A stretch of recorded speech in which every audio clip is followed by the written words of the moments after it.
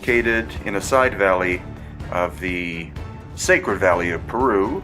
The creators of this are completely unknown. Quite possibly this was done with some kind of advanced lost ancient high technology. Fortunately, not too many visitors come here, but you can see the precision of the surfaces as if a router was used to produce this protruded area. Now, our first example or specimen here appears to look like an alien of some kind, but in fact, it's more likely that it was fabricated by a man in the Nazca area of Peru from the head of a turtle or tortoise, and that some kind of material was put over top, possibly vegetable leaves of some kind. The head itself is bone, but many of these were apparently fabricated in the Nazca area and sold to foreigners for lots of money. So we've just been corrected, which is good, because the local keepers of these places tend to know often more than archaeologists do, because they have the oral tradition of the area. So this site is actually called Amaru Markawasi, which is Inca. It means the house of the serpent, which means it was a place of higher learning during Inca times.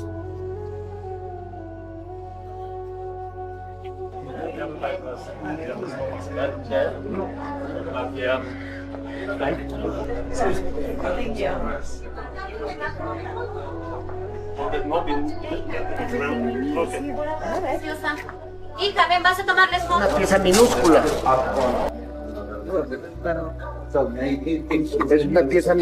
And back in Peru, we're at an ancient Inca fortress.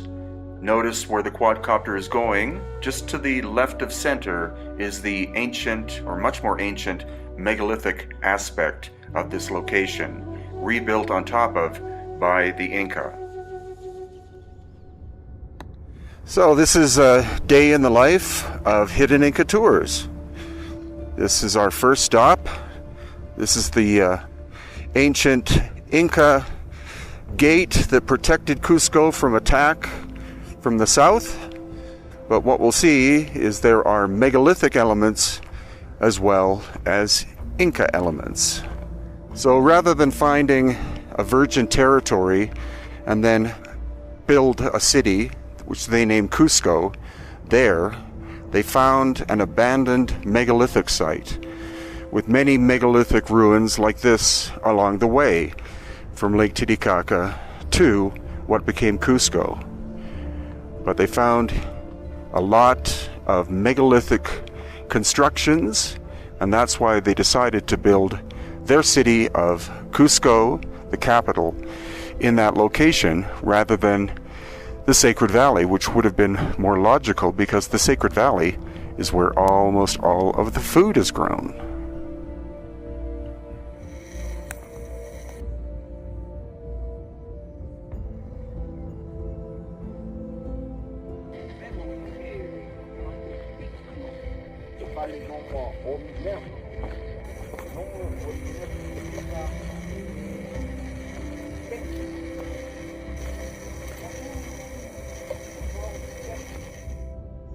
And if you haven't guessed, this of course is world famous Machu Picchu. We will be visiting in June, August, and October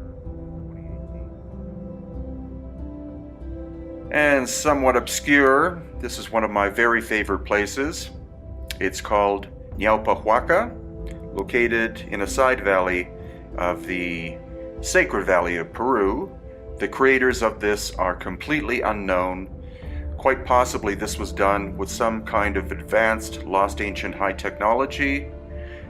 Fortunately, not too many visitors come here, but you can see the precision of the surfaces as if a router was used to produce this protruded area.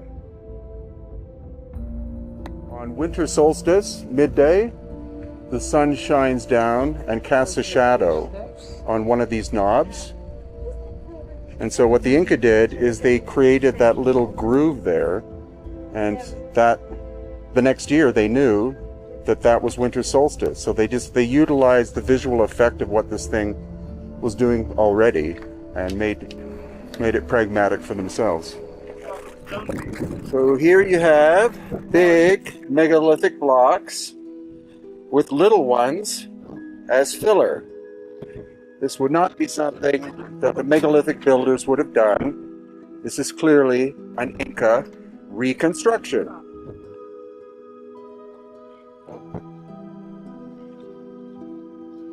Because here we have the big wall of the Sun Temple, and you can see that it's all stones that still fit together.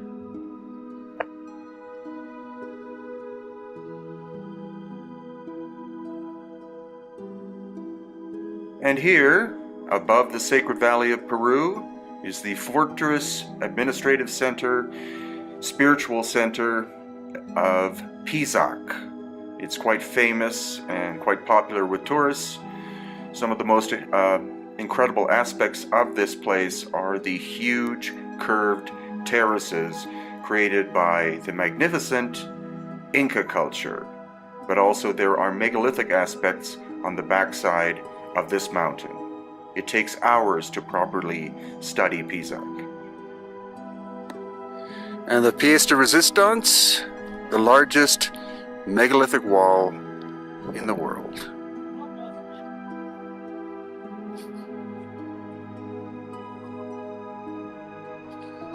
Well, here we are at Abydos, and this is the temple of Wizard Osiris. It was not dedicated to any king. But here's a famous glyph that people have talked about for years. Actually, I knew the woman who took the first picture here in 1988, and it spread all around when the internet came, and everybody thinks it's aliens, spaceships, helicopters. But if we look up at it, and the scientific term in archaeology is called a palimpsest, P-A-L-I-M-P-S-E-T. That means there's one layer of glyphs, someone comes along, puts another layer of glyphs on top, the top layer flakes off, and it reveals a scene that was not there. So, and people want to say spaceships, aliens, whatever. But how Abdel Hakim explained it to us is everything's in duality, everything's in polarity. If what's on the east wall has to be on the west wall, what's on the north wall has to be on the south wall. If you just go up here, right around, that SETI 1's glyphs, without any helicopters, any spaceships, it would be, if it was done intentionally, it would be also on that wall as well as this wall. So we deny it. And if people look at, and actually someone did an excellent thing on the internet by taking an overlay of the original SETI 1 glyphs, putting it over that, and you can see where it fits in. If you look up at the bottom left, on the bottom, you see the straight-like lines. You can see it's on top of something underneath. It is a palimpsest. End of discussion. Rise coming.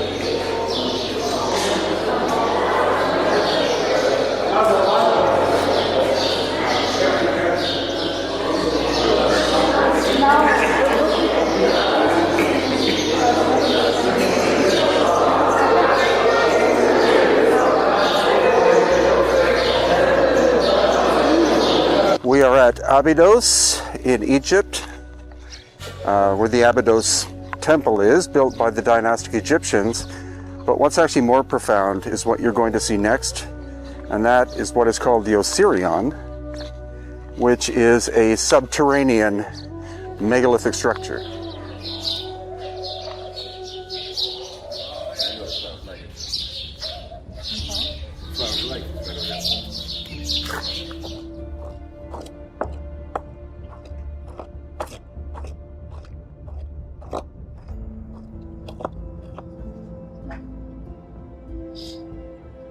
Okay, Peter, you're an engineer.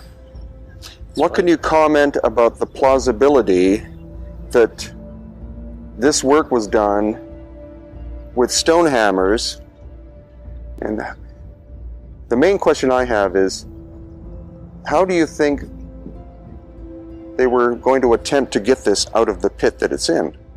But I think, first of all, doing it with stone probably wouldn't have worked. Probably would have taken too much time to do it. And you wouldn't get this kind of alignment. I mean, this is pretty big.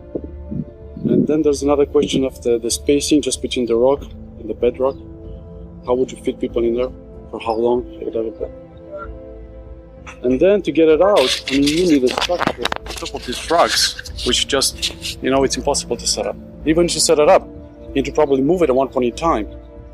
And why do it in the end? I mean, that's one of the main questions. I mean, if you can just take small pieces of rock, just put them all together, you could just do that. But they preferred to take this huge piece of rock out of the ground. The question is why? Okay, this is what looks like another unfinished obelisk behind a large one, only shown to me in 2009 by someone who was local. And it's also very indistinct from the outside. It's not till you come down here that you see they were undercutting, scooping out just like they did the big one.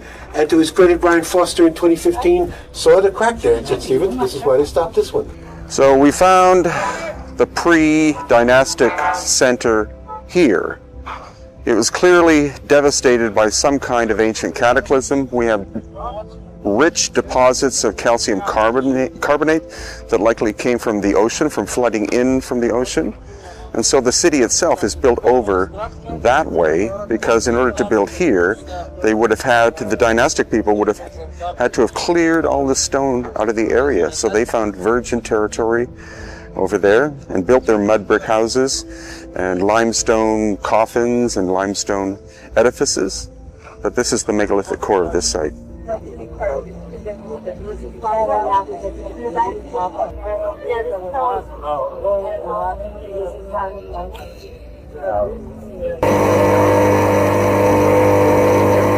here we are on the island of Agalica, which is where they've moved the Temple of Isis, block by block, piece by piece, from an island that's over here, which is Philae, or Philae, that we're familiar with. What we're looking at in front of us over here is the island of Biga. And Hakim had once said that this is the island where the heart of the divine feminine was. And maybe there's a misunderstanding about this, but it's my belief. They say this is an island that we're not allowed to go to. This is totally off limits to the public. Again, which makes you wonder. But they say that there is a very powerful temple to Osiris here. If you understand the mythology and the symbolism, Osiris and Nebhet were twins, born at the same time as Iset and Set, Isis and Set. So what, in my opinion, you're looking at is two sets of twins that are identifying form and formless. And if this is an island that is dedicated now to Osiris, he would be the form. He is the face of the land. He represents the 42 nomes of Egypt. And the division comes when Set, the sun Set, cuts him into these 42 pieces. When this happens, Set is the spirit placed in the physical form. So he becomes that spirit. Nebhet, the twin of Osiris, becomes the heart. She's the hidden heart of humanity, and therefore she is the heartbeat, the life force that is hidden within the container of the physical body, Osiris being the physical body. So if we're looking at this whole setup here in Aswan, we're actually looking at Biga being the heart of the Nile, the heart of the fertility of the Nile, which is the electromagnetic current or the life force or the pulse of the land, coming from, and again I would liken her to the pot of gold, which is what's inside the container that becomes released. So Iset would be, she's the magic, she is the energetic container. The wings of Isis represent the magnetic field that surrounds the earth or the land, or even the human body.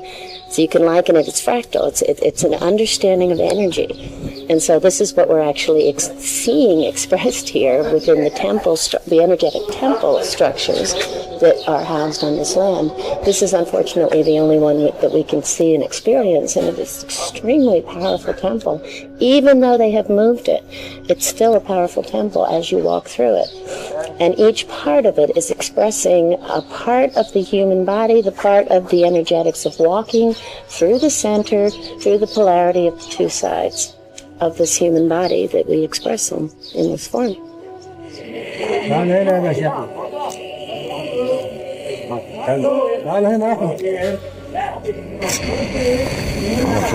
Okay, we're here with geologist Susan Moore, and Susan is going to describe the phenomenon that happened to this stone, which is a granite-like stone, I believe.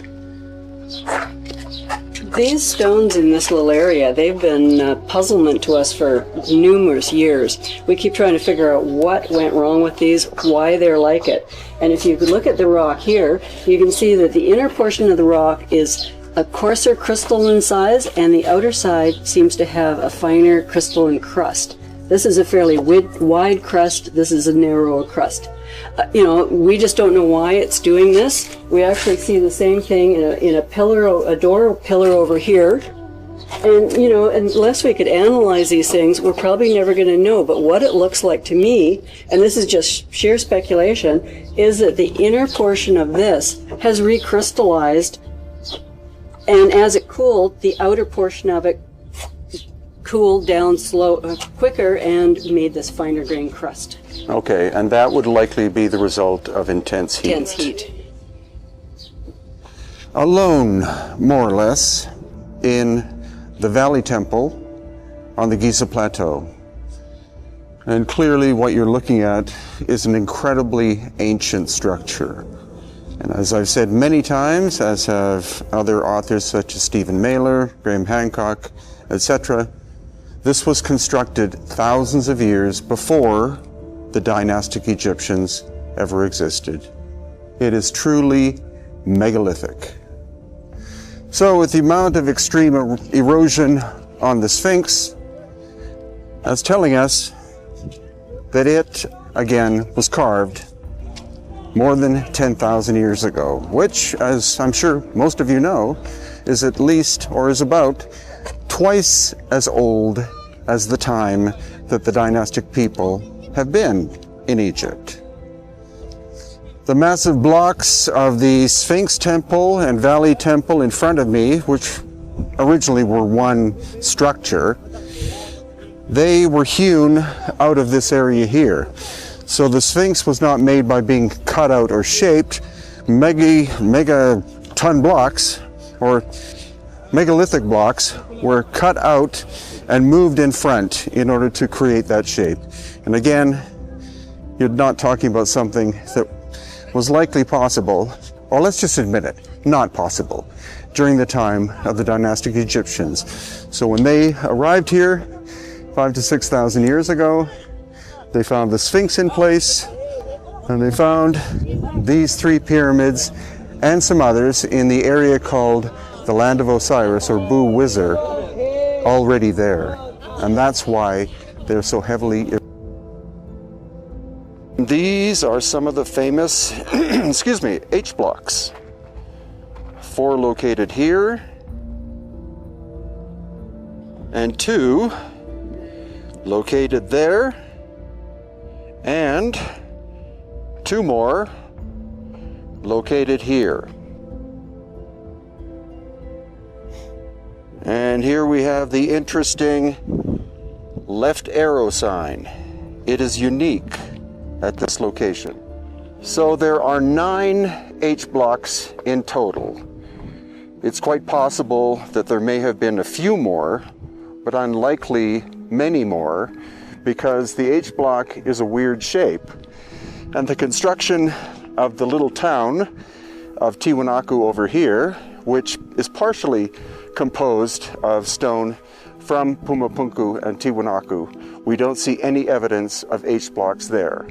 So the idea that it was some kind of ramp for a rocket ship, or that it was a giant wall, is highly unlikely. But if there were only 9 H blocks, what was the function? So the main function of this video is to show you the obvious difference between Inca period construction and pre-Inca. The pre-Inca is finer and is the megalithic. It's going to obviously show us that the Inca found this site called Machu Picchu, which means ancient mountain, and then they built around a megalithic core. The common story that you'll hear from archaeologists and from guides here is the finer work is the imperial Inca work, as in for the high-ranking people. But why do we find superior construction lower and inferior higher? Or why do we find profound construction in one spot and right next to it we find inferior? That doesn't make sense whatsoever.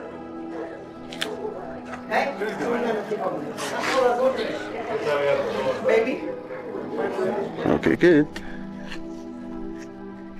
Now the reason I'm saying Inca repair is because I ask the people who work here and the officials what has been restored and what has not been restored in modern times.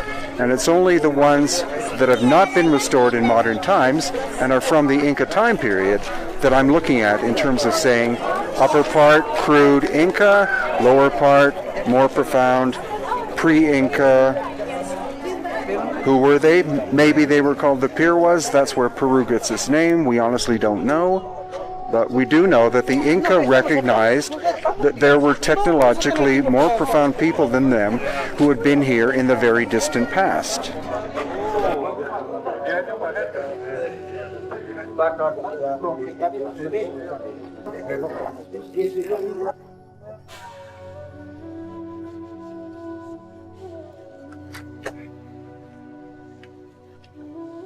So here we have a problem. If you could move that stone all the way from the quarry, why wouldn't you make this one fit with that one? Why would you fill in rubble like that?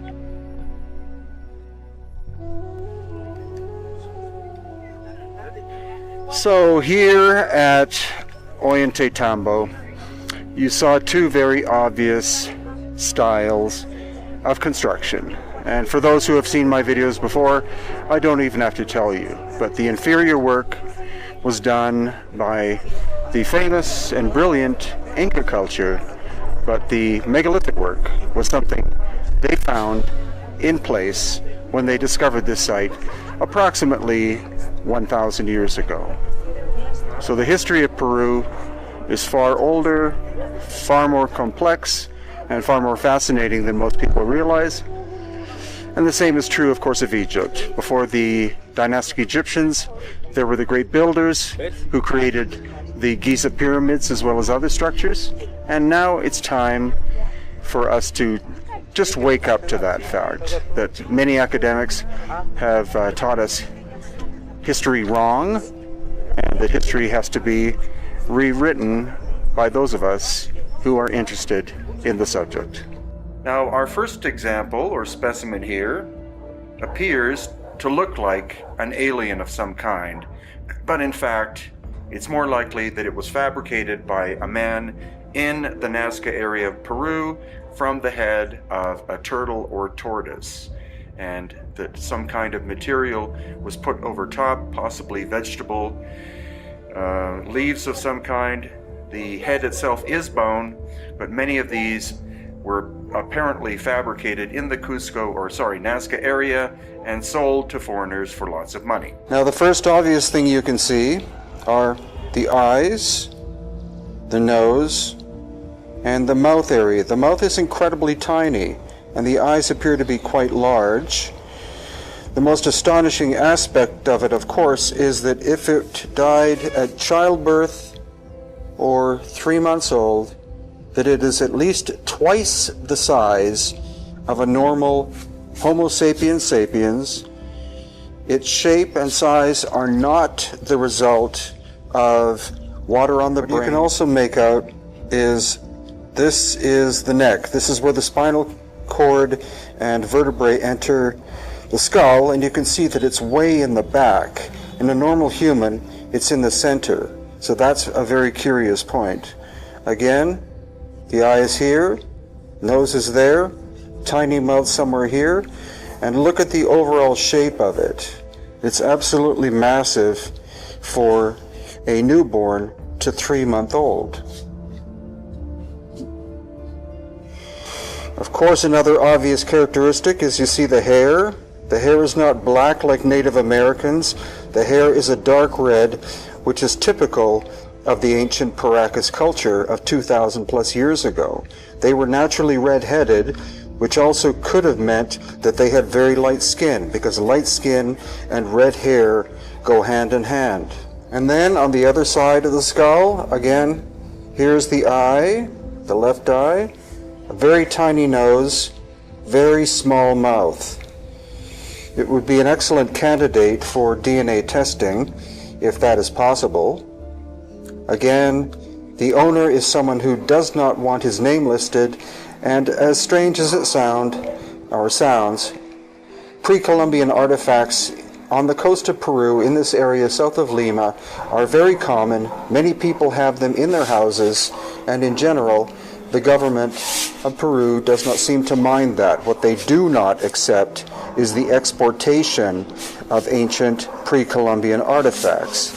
And so do not even bother trying to inquire whether this piece is for sale or not, because it is heavily prohibited to export pre-Columbian artifacts of any kind, including obviously a human skull, out of the nation, the Republic of Peru. So here we have the baby, or the fetus. As you can see, its skull is the size of its torso.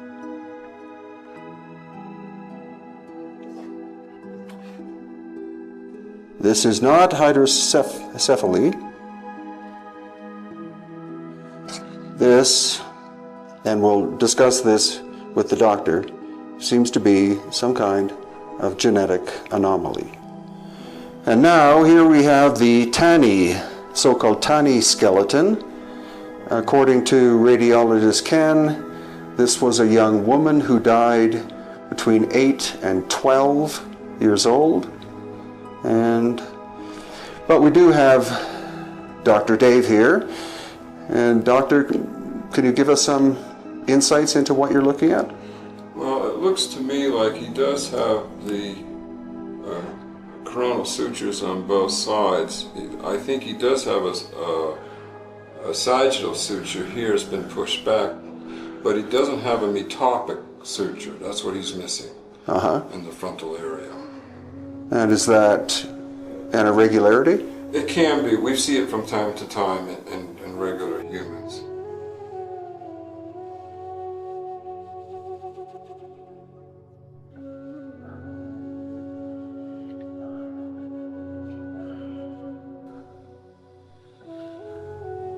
And how about the shape of the skull? Do you think this is the result of head binding? I can't say for sure. It looks like it is.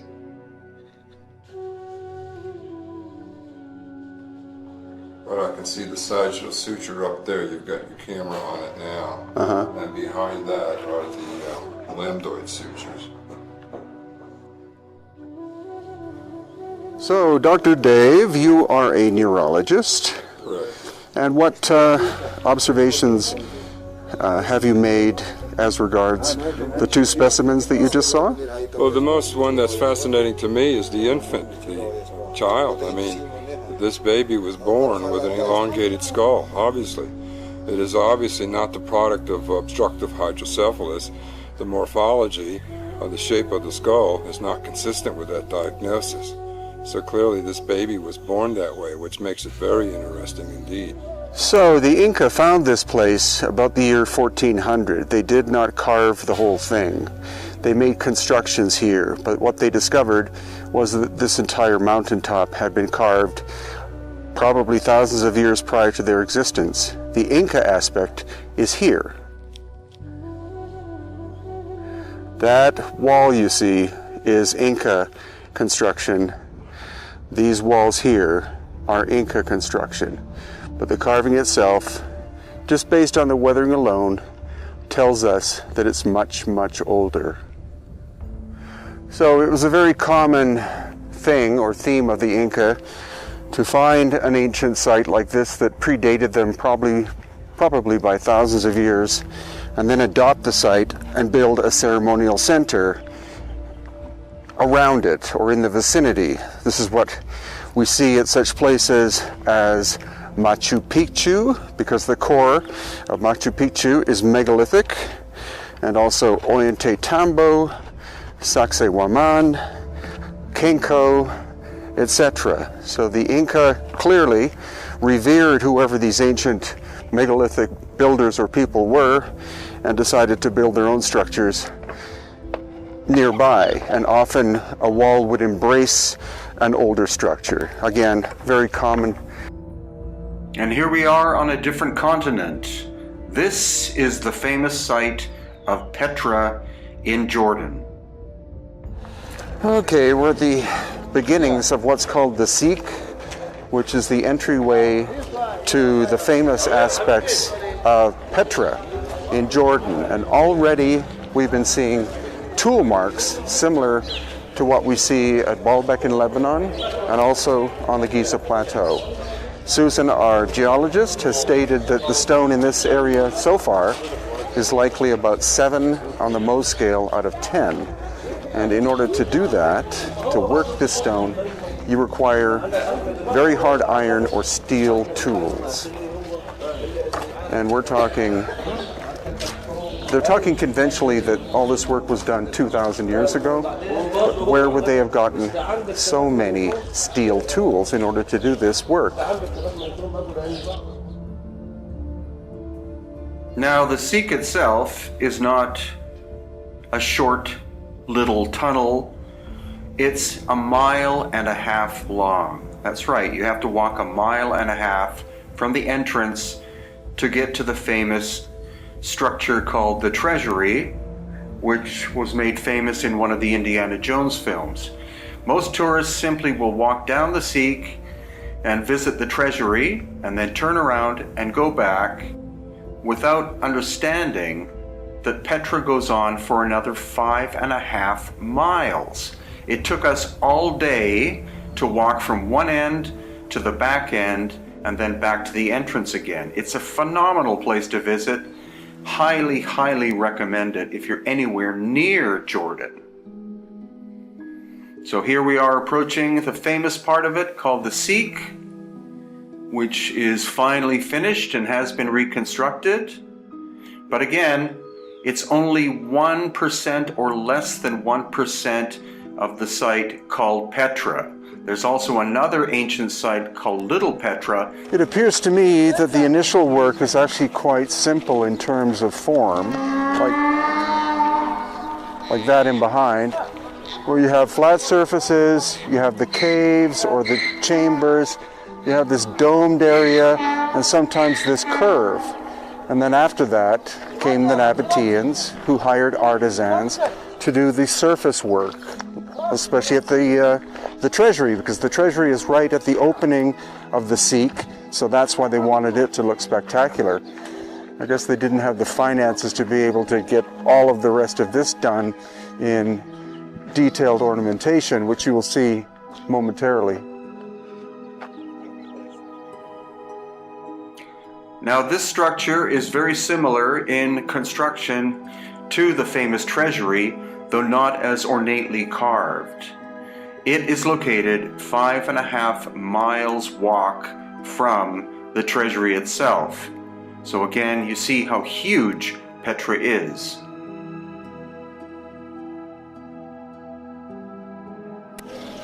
Among other things, Petra is astonishing because of its sheer scale. The idea that a tribal nomadic people started this from scratch and built the whole thing in the course of 200 or 300 years is completely ridiculous. But what's also amazing is we see many examples of ancient megalithic work in Peru and especially in Egypt, where acoustics were a vital aspect of the whole construction. And so what you're going to hear inside this massive chamber will probably, hopefully, blow your mind.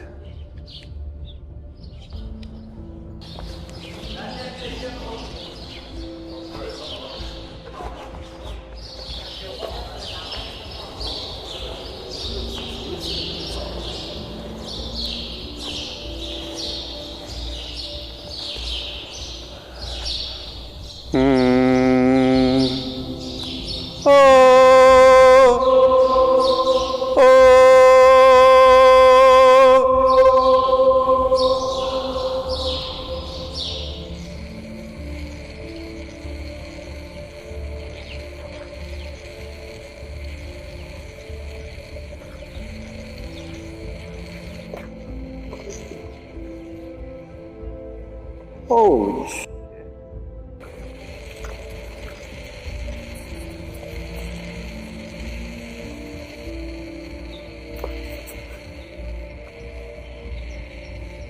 So, tuned to Om, just like the king's chamber in the Great Pyramid. Oh! Done on purpose. And these are the original tool marks.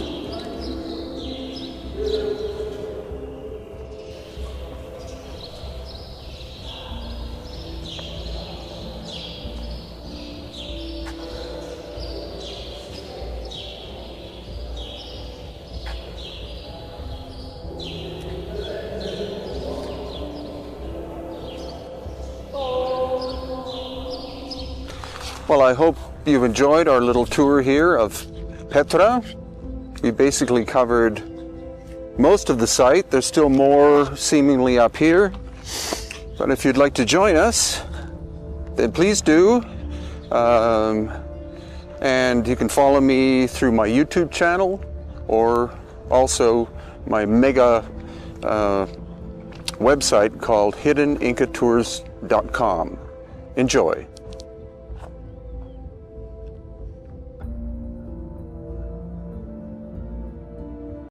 The type of stone is volcanic. It's not granite, but it could actually be porphyry, which is actually harder than granite, possibly 8 out of 10 in the hardness scale.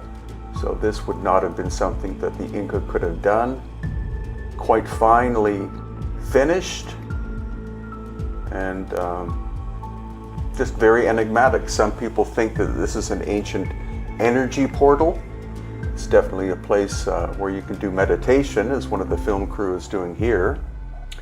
Hi, this is Brien Foerster, and today we're going to be exploring one of my favorite ancient places in Peru, and one that I actually haven't visited for quite a long time. But on this occasion, an American film crew came down doing a documentary about megalithic sites in Peru, and so of course, as the guide, I had to include this location so that they could film it. They asked where it is exactly we are, what we're going to see, and I said, no, you have to experience it, because it's one of the most special and most enigmatic places in all of the highlands of Peru. So this massive staircase of 300 to 400 stairs goes up to the location. And if you want to look it up on the internet, the conventional name is Ñaupa Iglesia. Ñaupa means ancient, or the ancient ones. That's in the Inca language. Oh, there's one of the cameramen. And then Iglesia is Spanish, which means church. So it means the ancient church. And I've decided to rename it Ñaupa Huaca, which again is Inca, and that means the sacred place of the ancient ones, or the sacred ancient place. And now we're actually going up to the cave itself.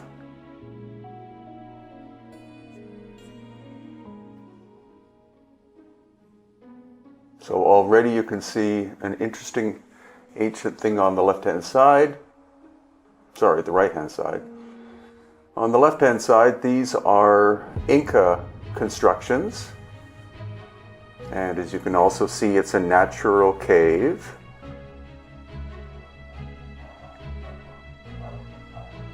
But look at this incredible false door carved into the bedrock.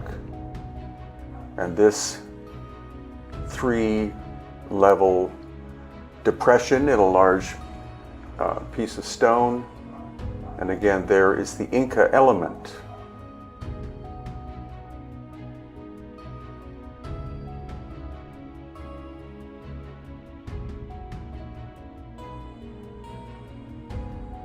So here, what I call the false door,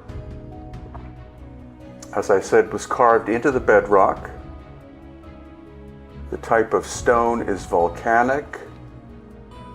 It's not granite, but it could actually be porphyry, which is actually harder than granite, possibly 8 out of 10 in the hardness scale. So this would not have been something that the Inca could have done. Quite finely finished, and just very enigmatic. Some people think that this is an ancient energy portal. It's definitely a place where you can do meditation, as one of the film crew is doing here. And as I said, it's quite unique. Similar to what we see in Egypt, but in terms of Peru and Bolivia, as far as I can tell, at least in my experience, it's one of a kind.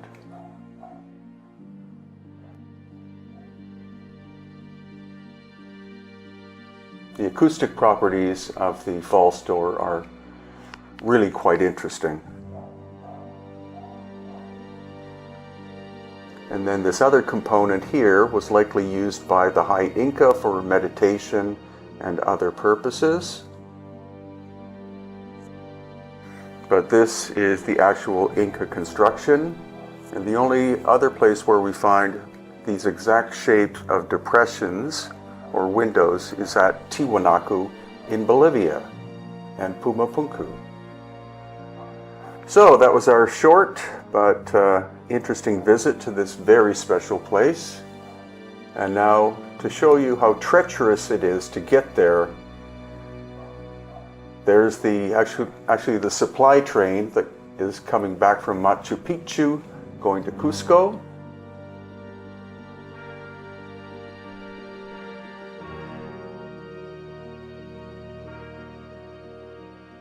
And looking down to where the little stream is, the main road and the train tracks, and the treacherous staircase that I have to descend.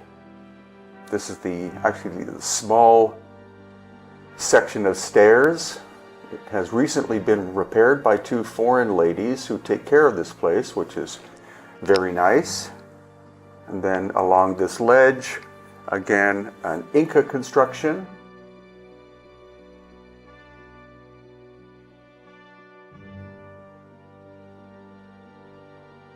And now the long staircase. As I said, at least 300 or 400 stairs to go down. And that's looking back up with one of the documentary cameramen coming down.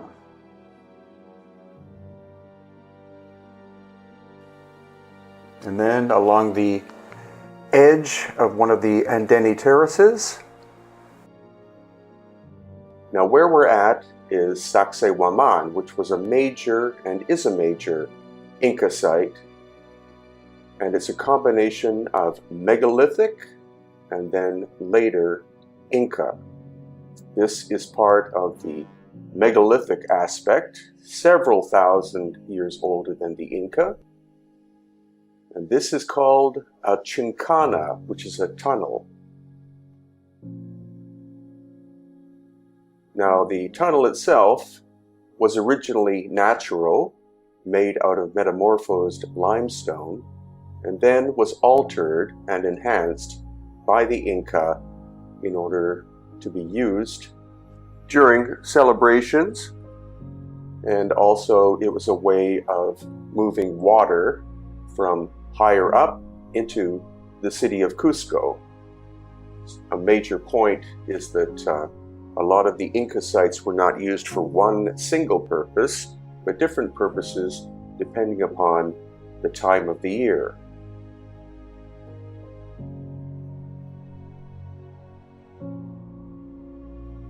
So once we come through this area, again, we're looking at megalithic there in the foreground and Inca in the background. And this is another of the megalithic aspects. It appears to be like a staircase, but the staircase is upside down, and it could be that during a massive cataclysm, the giant stone was flipped over. And as we continue through Sacsayhuaman, we're going to see more ancient megalithic aspects, such as here, and incredible weathering of the stone, which indicates its great antiquity. There again, flat surfaces of the megalithic time period. The The most famous aspect of Sacsayhuaman, or Sacsayhuma, is this giant wall, which is the largest megalithic wall in the Americas and quite possibly the world.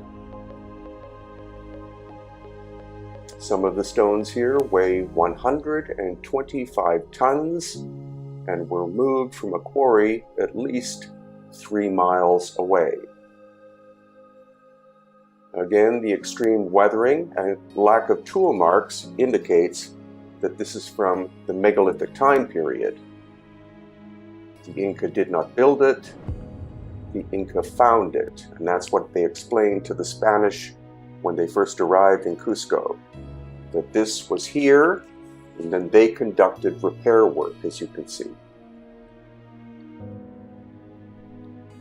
Every one of these stones fits perfectly together, and here is the shape of a puma's paw, which is quite intriguing.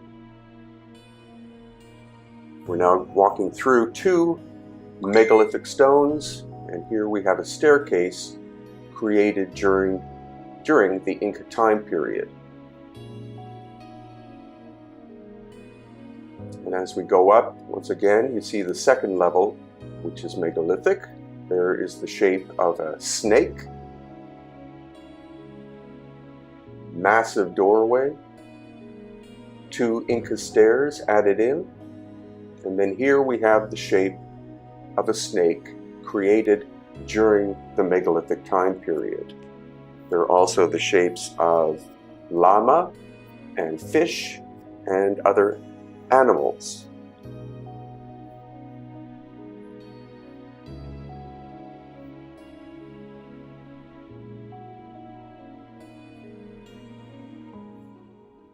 Now we're looking down at an Inca period staircase.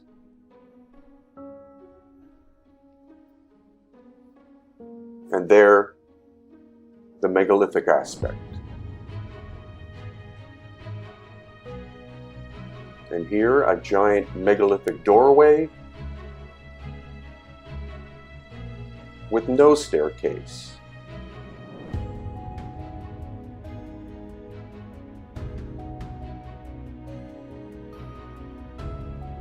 After this, we explored the labyrinth located at Kenko.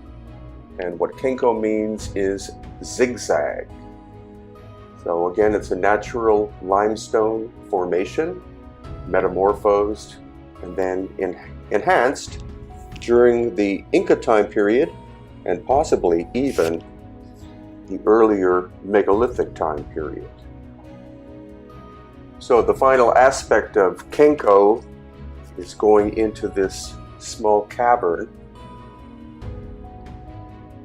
where Irene has her hands on is a ritual table utilized by the Inca for mummification of their nobility, but it was originally a creation during the megalithic time period. The Inca were very clever at utilizing things that they found. This is the site of Inquiltambo, and what's intriguing about it is a combination of Inca and much older megalithic work, which we are going to see. Of course, my personal interest, aside from loving Inca work, are the megalithic structures that we find at many of the Inca locations. And here's quite a fine example of very good Inca stone polygonal construction. You can see how tight-fitting the stones are. Unfortunately, again, centuries of damage and neglect, but some very good restoration work. And here, the megalithic aspect. I'm able to actually walk into this channel, at least 30 feet inside, and there are 2 interesting chambers at the end, one on the left side, one on the right side, that are very resonant in nature. So it would appear that the original function of this, whoever it was who made megalithic work like that, which we don't know, was vibrational or acoustic in nature. So as we go in reasonably close, you can see that the surfaces are extremely weathered, even these inner surfaces. So that tells us that they are very, very ancient, and so much erosion that there, excuse me, very little sign of tool marks. But upon closer examination, after we have this view here, we're going to see, in fact, that there are tool marks, or at least this is a great example of a polished surface, which I'm going to put my finger up against to show you a sense of scale. This vertical surface, narrow though it is much more highly polished and is slightly deeper than the surrounding surfaces. So this clearly is evidence of some kind of ancient machine technology being involved.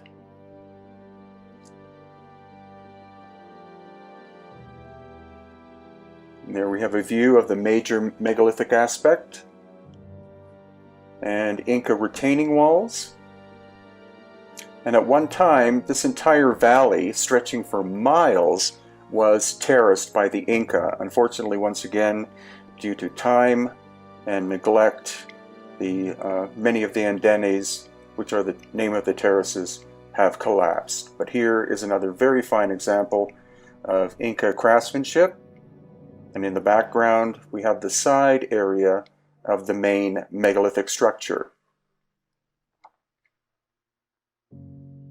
So again, strange indentations into the stone, transitioning into fine Inca work.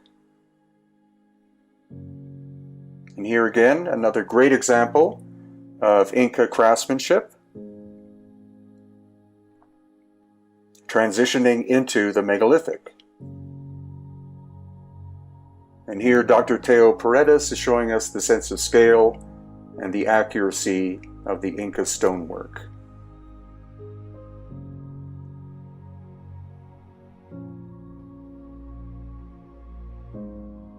Now around the back side, again we see cut surfaces. You see those major indentations. And then here, more indentations on the back surface, the Inca on the left transitioning into the megalithic, and then back to the Inca again on the right-hand side. And finally, an overview of Inquiltambo, the remains of a once great pyramidal structure of the Chincha culture on the coast of Peru, and an artist's impression of what it may have looked like. Many cultures occupied this area: the Paracas, the Chincha, the Nazca, the Wari, and the Inca. And this is a depiction of a religious leader of the Inca. Notice he's depicted as having an elongated head. So in the little on-site museum, many ancient artifacts of the various cultures that were at this site called La Centinela, including the Inca, the Wari, the Nazca, the Paracas, and even the Spanish, of course, and even some human remains. What you may not know of the Chincha culture is that they were great seafaring people and traded as far north as Ecuador, or possibly as far north as Central America. Please enjoy the following quadcopter footage of this interesting location.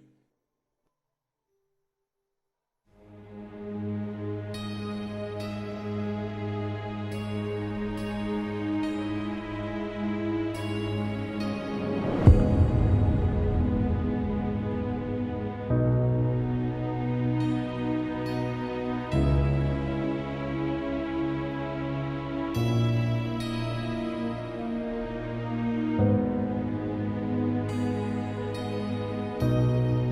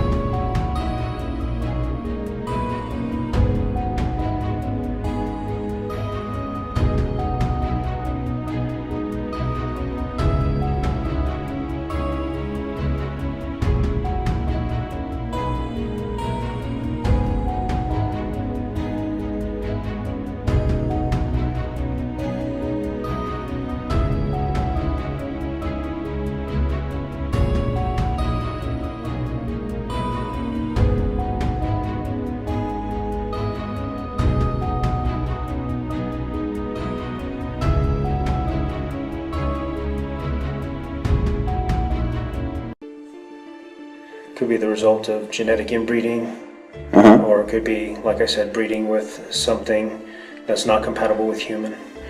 So are you literally saying with that last statement that this could be the product of a Homo sapiens breeding with a non-Homo sapiens? That is correct. Today, we're at the huge Inca site of Ollantaytambo at the northern end of the Sacred Valley of Peru.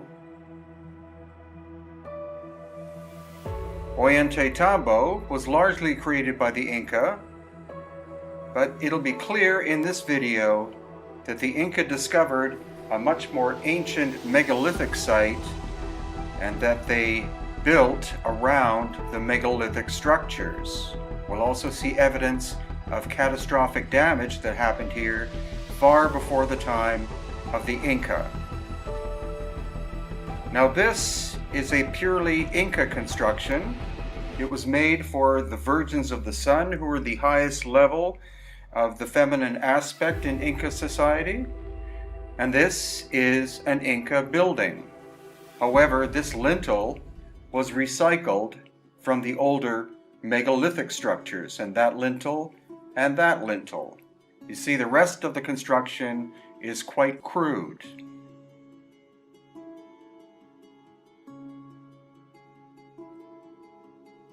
The Inca were masters at the movement of water, and that's why their agricultural expertise was so incredibly advanced, much more so than Europe at the time.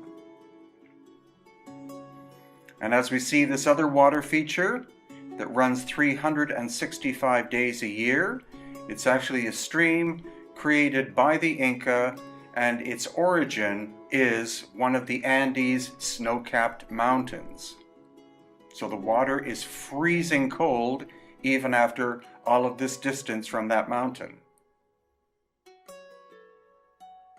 Now we're coming up to a fountain that the Inca altered. The original fountain itself, here you see again the Inca construction, then the superior older work, the Inca put the channel in the top of it, and more Inca work. Again, freezing cold water coming down from one of the Andes, quite possibly the Andes mountain called Chicong. And then as we walk across this tiny bridge and up these Inca period steps, we come to the massive agricultural terracing system constructed by the great Inca civilization.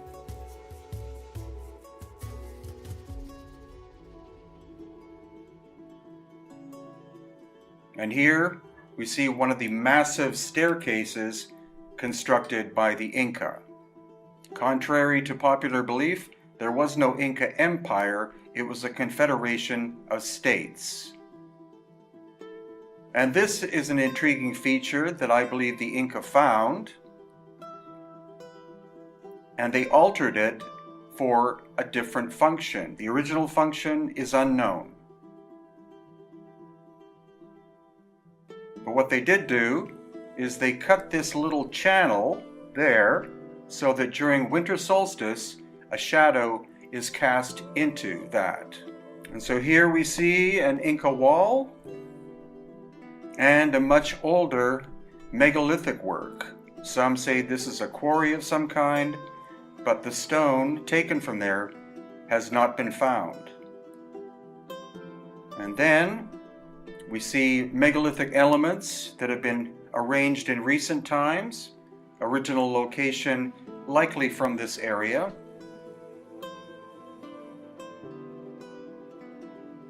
And we are approaching what is called the Temple of the Condor.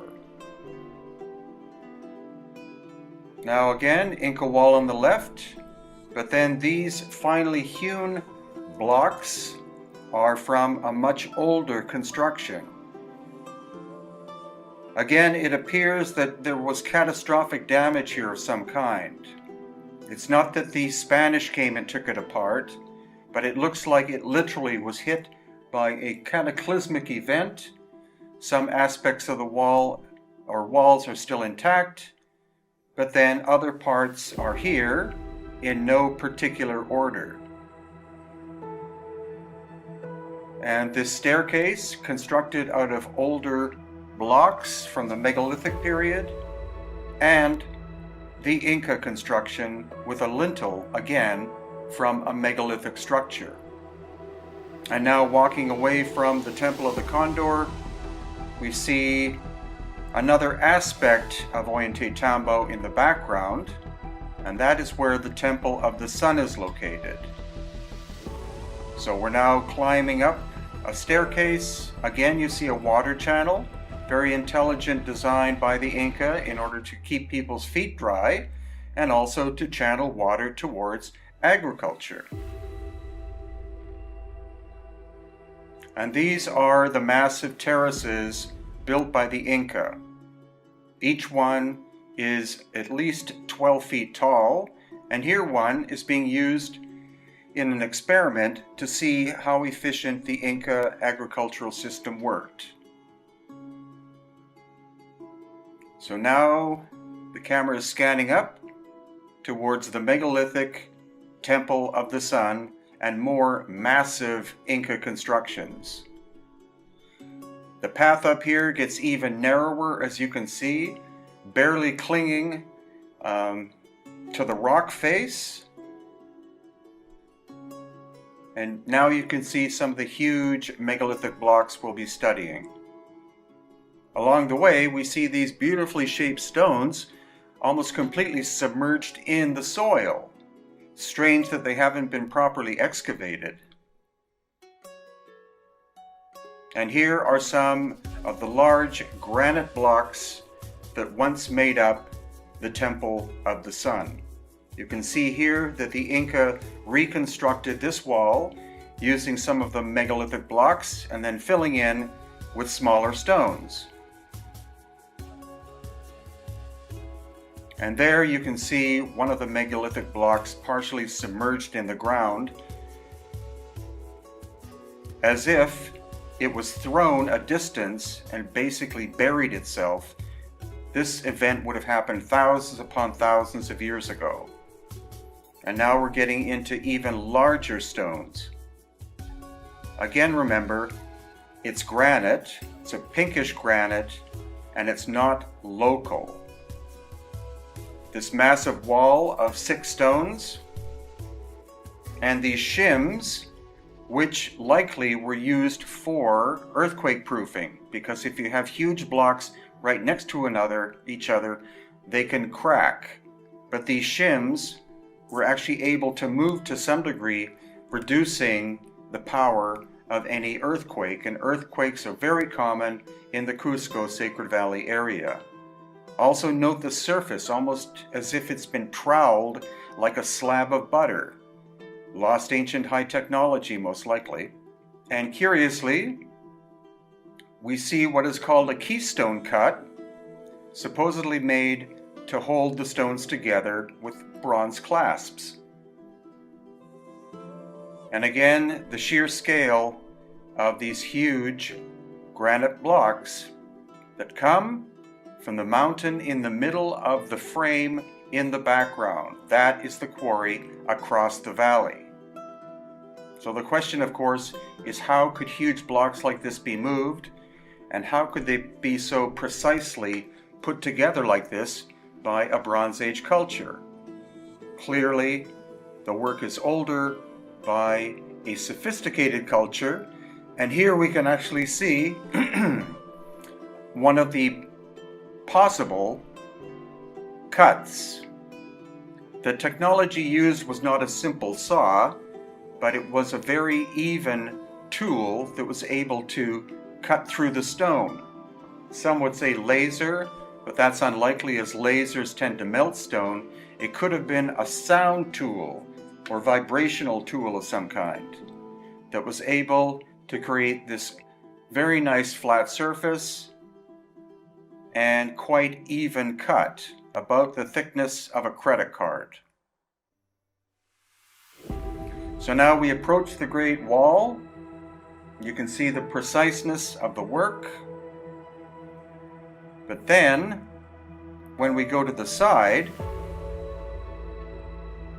it's likely that the Inca reconstructed this wall because you have the huge pieces and then filler of smaller pieces of stone. So again, likely an Inca reconstruction of something that was destroyed by a massive ancient cataclysm. And this piece is not in its original position because you see the complexity of it. Why would it be sitting there by itself? It likely was part of a higher structure. Also, many of the surfaces are peeling, almost like skin falling off. This is not how granite breaks down. Granite tends to be like a sugar cube in that it crumbles eventually, but it doesn't peel off. This looks more like intense heat struck the surface and caused the surface to destabilize. And as we look down, again we see massive blocks almost completely buried in the ground. The standard story by academics is that the Inca never finished the project, but it's more likely that a cataclysm blew much of it up. And in this final aspect, we are going to enter this gateway, which again is megalithic with intriguing knobs protruding from the surface and Inca repair on top. Again, we see the bedrock, which is very unstable, almost like a shale, and then the beautiful, hard, and even pink granite.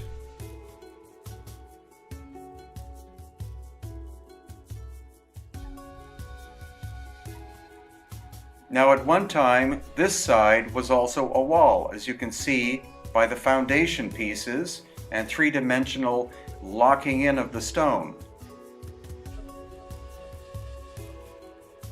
And again, we see beautiful megalithic polygonal work and crude repair. None of this repair has been done in modern times.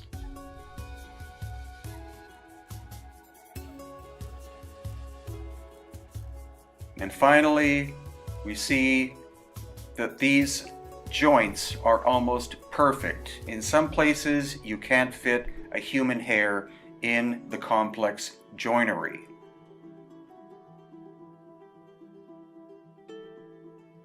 My thanks to Cliff and Stella from Australia for allowing me to guide them. Cliff is an engineer and he was completely blown away at what he saw.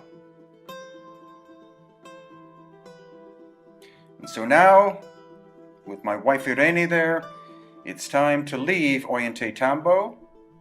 But of course we will return many more times because there's so much still to learn at this beautiful, ancient, gem of Peruvian culture. I wonder where this stone once rested in its original place.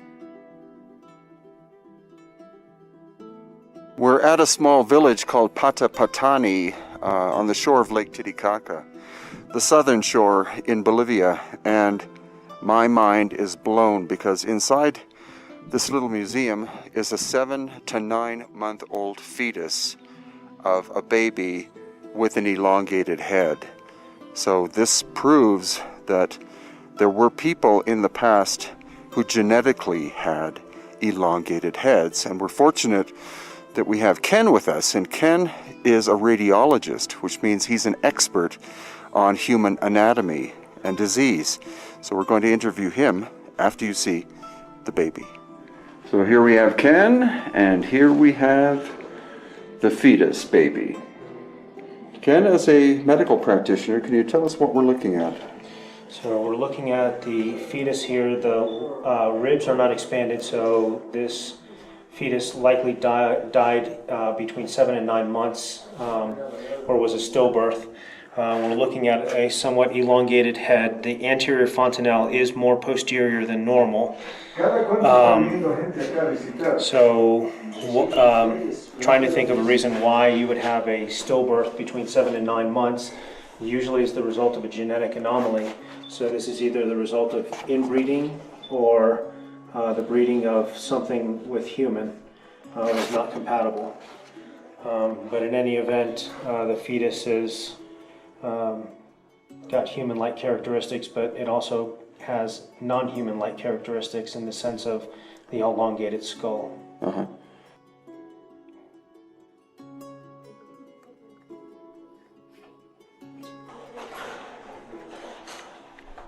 So in terms of the anatomy, the number of ribs are normal? The number of ribs I counted were, let's see, there are 12 ribs. Okay. On this side. So that's normal. So that's normal. The pelvis looks normal, the femur looks normal, tibia and fibula look normal on this side.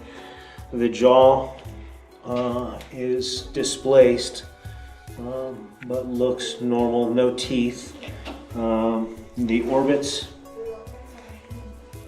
look normal. The cranium is elongated with a posteriorly displaced anterior fontanelle. The sutures appear human-like in the sense that they've got the lambdoid, the coronal, and the sagittal sutures. Mm-hmm. No extra sutures are noted. The head is literally the size of the body. Do you know of any disease that could cause that? You could have hydrocephalus, Uh-huh. which would cause the enlarged head like that. And that's about the only thing I can think of that would enlarge the head. But do you think this is hydrocephalus? I don't know. I do not know. Could be the result of genetic inbreeding, Uh-huh. or it could be, like I said, breeding with something that's not compatible with human. So are you literally saying with that last statement that this could be the product of a Homo sapiens breeding with a non-Homo sapiens? That is correct. That is what I'm saying. So sorry, you're saying similar, Similar, yes, but not compatible. correct. They have to be similar in order to get a fetus to be 7 to 9 months. Whereas if they were completely incompatible, there wouldn't even be implantation. Uh-huh. There wouldn't be any embryo at all. So you heard that, and that came from Dr. Ken, who is a radiologist, a physician from the United States. He believes that the fetus that you were just looking at could be the byproduct, unsuccessful, of the breeding between Homo sapiens sapiens and something else. Something closely related to Homo sapiens sapiens, because otherwise you would not get a possible baby.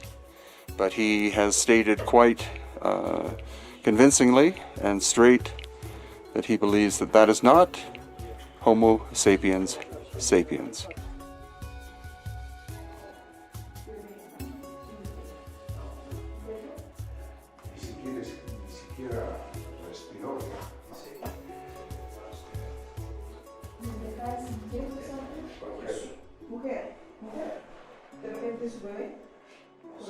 No sabemos si es totalmente humano este.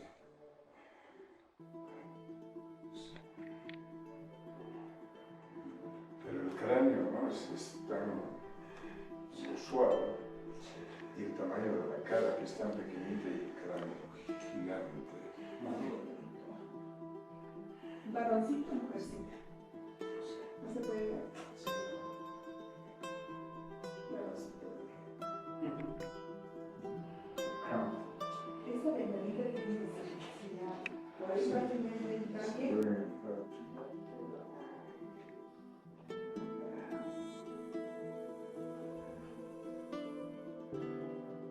Pilas, a ver, voy a ver si So we're here with Dr. Ken, and can you make some comments, please, about what it is that the viewers are looking at? We're looking at a skeletal structure, and based on the pelvic bones is likely a female. Based on the size of the humerus and the size of the femur, we're looking at someone that may be 5 feet to 5 feet 4 inches in height. Based on the degeneration of the bony structures and lack of degeneration of the bony structures, this is a very young individual, likely 20 years of age, plus or minus 5. Younger than that, actually. As you take a look at the teeth structure here, we're looking at teeth, and then we're looking at teeth that are underneath it, still within the maxilla. So we're looking at teeth that have not come out yet. So the teeth that are exposed are the baby teeth. So that puts this as a younger child. So we are looking at a child. So how old would you estimate based on the teeth? Based on the teeth, you're looking at between 8 and 12 years old. Wow. So, again, looking at the skull, looking at the orbital features, you've got the sutures along the orbital floor which haven't quite fused, which goes along with a young individual, but their orbital apex has a single hole, which goes along with more for normal orbits, normal globes, normal eye socket, or normal eyes. The anterior fontanelle is posteriorly displaced, approximately 7 centimeters from normal. The sagittal structures are normal. There are no extra sagittal sutures. So we are looking at a human being with a variant skull. And based on your medical expertise, you do not think this is the result of cranial deformation or head binding? Definitely not. If you look at the bowing of the frontal bone, it's not flattened, so it's unlikely that this is the result of cranial deformation.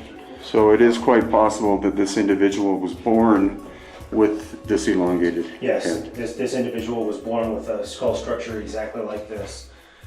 This skull is different than that of the skulls in Paracas because the occipital bone is not protruding posteriorly as the Paracas skull has got. And also there are no extra sutures along the posterior aspect. However, the cause of death is not trauma. Okay.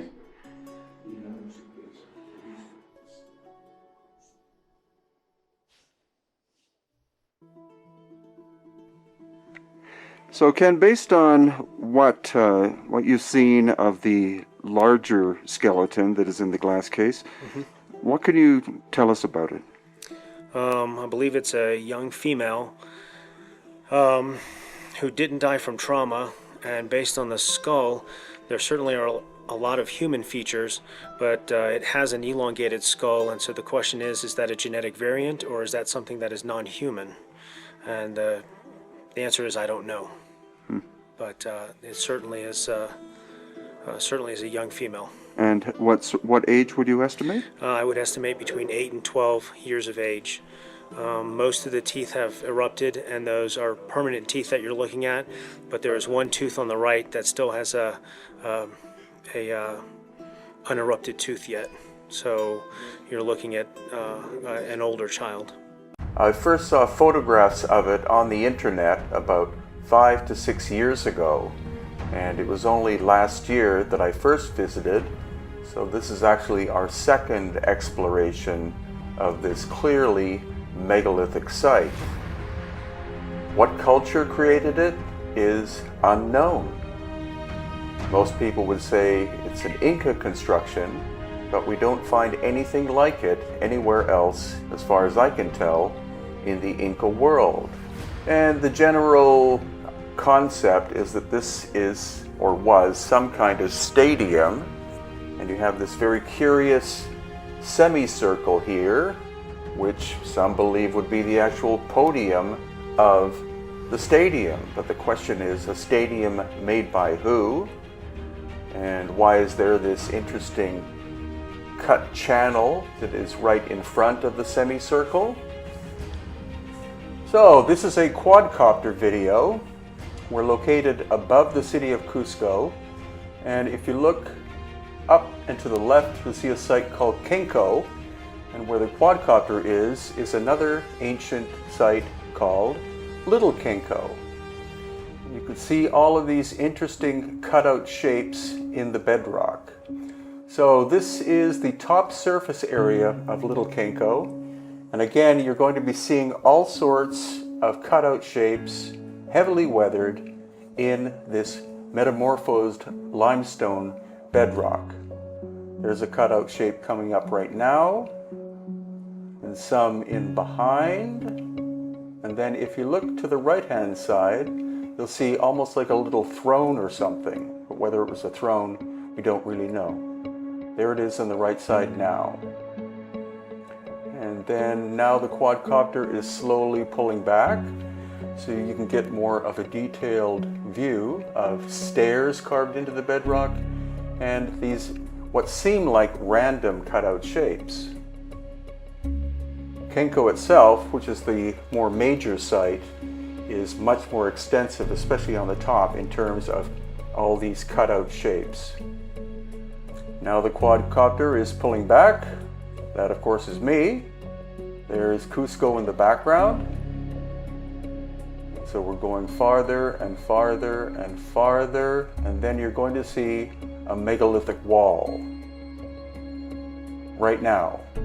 The smaller stonework on the left side is Inca repair work to a much older megalithic structure.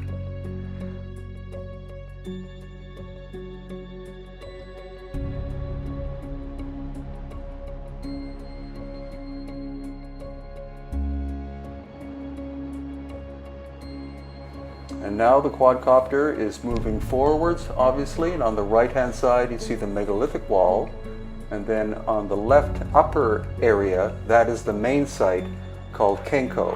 And Kenko in the Inca language means zigzag.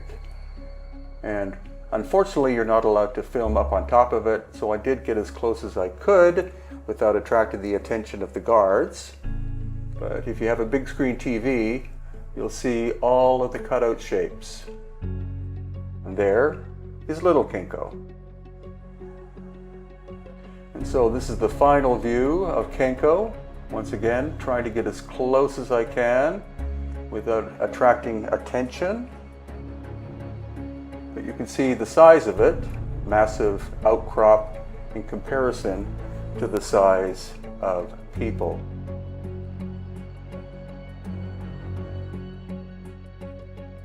And there's a megalithic wall on the right-hand side. Now, across the street from Kenko is another ancient location called Cochaspata. And here, once again, you can see some megalithic cutout work. And then on the right side, much later, Inca work.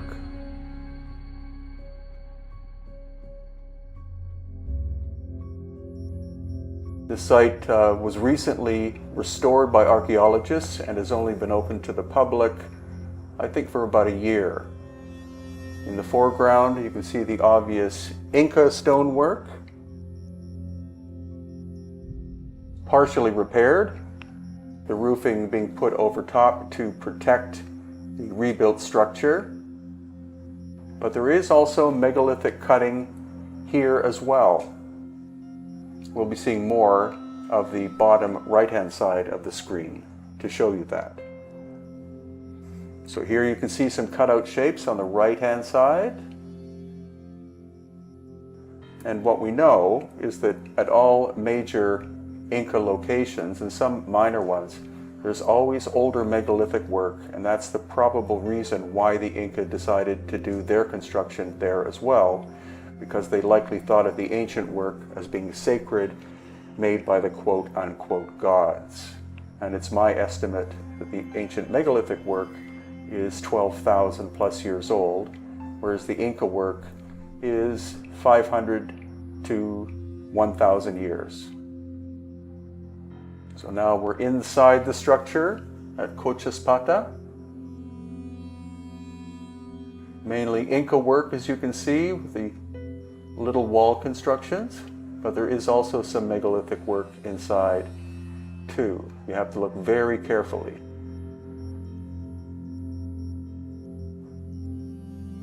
And now we're scanning across this rock face that has some megalithic depressions on the right-hand side, and then later Inca construction here. And now scanning across it. Once again, you can see there on the right side and in the middle, and more of these ancient cutout shapes are coming into view. There's a protrusion in the lower middle of the video. And then scanning down from the top, you see the Inca work in the background. And then coming down to where the restored area is.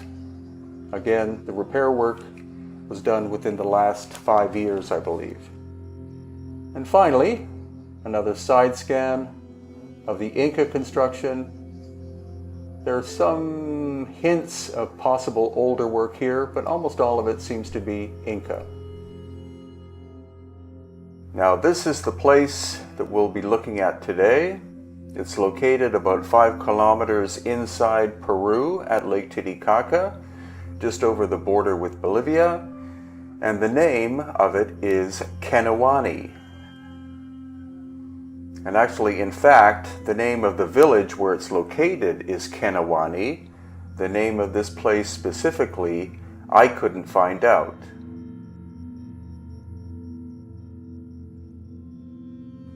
I first saw photographs of it on the internet about 5 to 6 years ago, and it was only last year that I first visited, so this is actually our second exploration of this clearly megalithic site. What culture created it is unknown. Most people would say it's an Inca construction, but we don't find anything like it anywhere else, as far as I can tell, in the Inca world. And others would comment that it's a Tiwanaku culture creation, but again, nothing like this exists at Tiwanaku or Pumapunku. Now the material is volcanic. You can see that there's a volcano in the background, and the actual material is called volcanic tuff, which is a compressed volcanic ash created likely millions of years ago. And it's a relatively soft material, as you can see from these steps that I'm walking up. Erosion of the surfaces is very easy to do, unfortunately. And the general concept is that this is, or was, some kind of stadium. And you have this very curious semicircle here, which some believe would be the actual podium of the stadium. But the question is, a stadium made by who? And why is there this interesting cut channel that is right in front of the semicircle?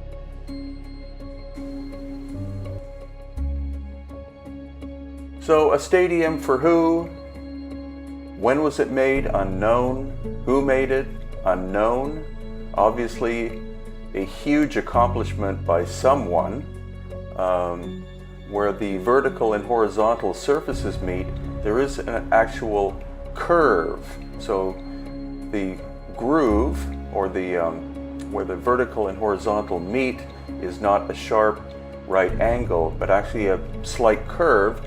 And we do see evidence of tool marks, almost like chisel marks, but the concept that this was done with hand tools is highly, highly unlikely because of the sheer scale of it. Now, of course, it does look somewhat like a stadium. These steps are the right size, more or less, for a normal-sized human being to sit down. And where it looks at is towards Lake Titicaca. And now we're going back to the semicircular area, and it does have, unfortunately it was too windy today to record it, but it does have astonishing sound characteristics. If you speak right at this point, especially if you're kneeling, then the sound of your voice is enhanced greatly. So quite amazing acoustic properties for a material that is not super dense. But once again, please try to look up Kenawani on the internet, and you'll see very, very little information. Most of the information is simply about the little town located here, but almost nothing about the megalithic site itself and who made it. Lots and lots of staircases located here, so that's why, of course, I'm on the ground giving you a view of what it's like to climb up. And we did spend at least 2 hours inspecting this place, and it's very, very odd. Again, you see the extensive weathering of the surfaces.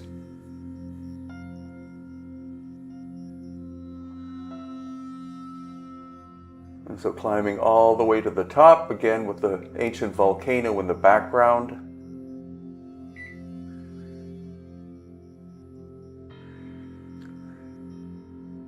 And then looking down and walking down back to the farmers' fields that you see. Once again, the size of the stairs they're quite evenly spaced, even in terms of size. Very ergonomic for someone like me who's about 6 feet tall to be able to climb up and down. And this shows you where the so-called stadium faces. It stares right at Lake Titicaca, and also basically the ancient location of Tiwanaku and Pumapunku is directly to the south of this strange megalithic complex.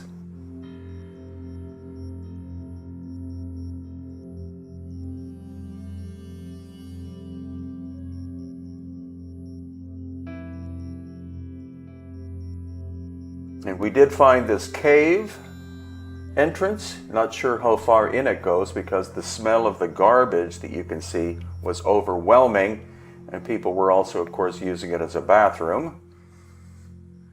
And so now we've switched cameras, and this is my new little quadcopter called Horus, as in the Egyptian Horus. The Eye of Horus maybe should be a better name. And this will give you a much better perspective of the sense of scale and just enigmatic character of this very odd place that very few people visit. It's just off the main highway that connects Copacabana in Bolivia with Puno in Peru. So now the quadcopter is going to give us a much better look at this very odd, unique site located very, very close to Lake Titicaca in Peru.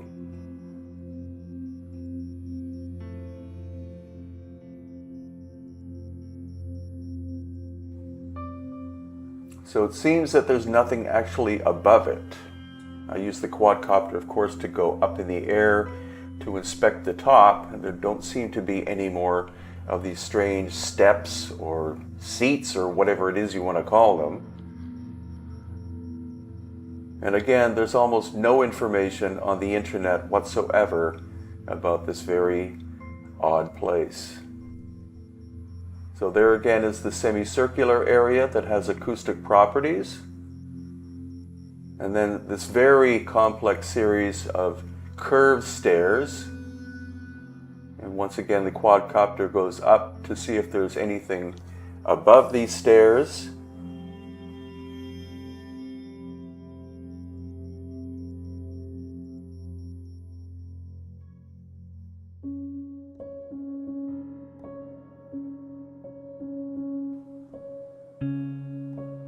So I'm very sorry that I don't have all that much great information about the location because I'm still stupefied about it.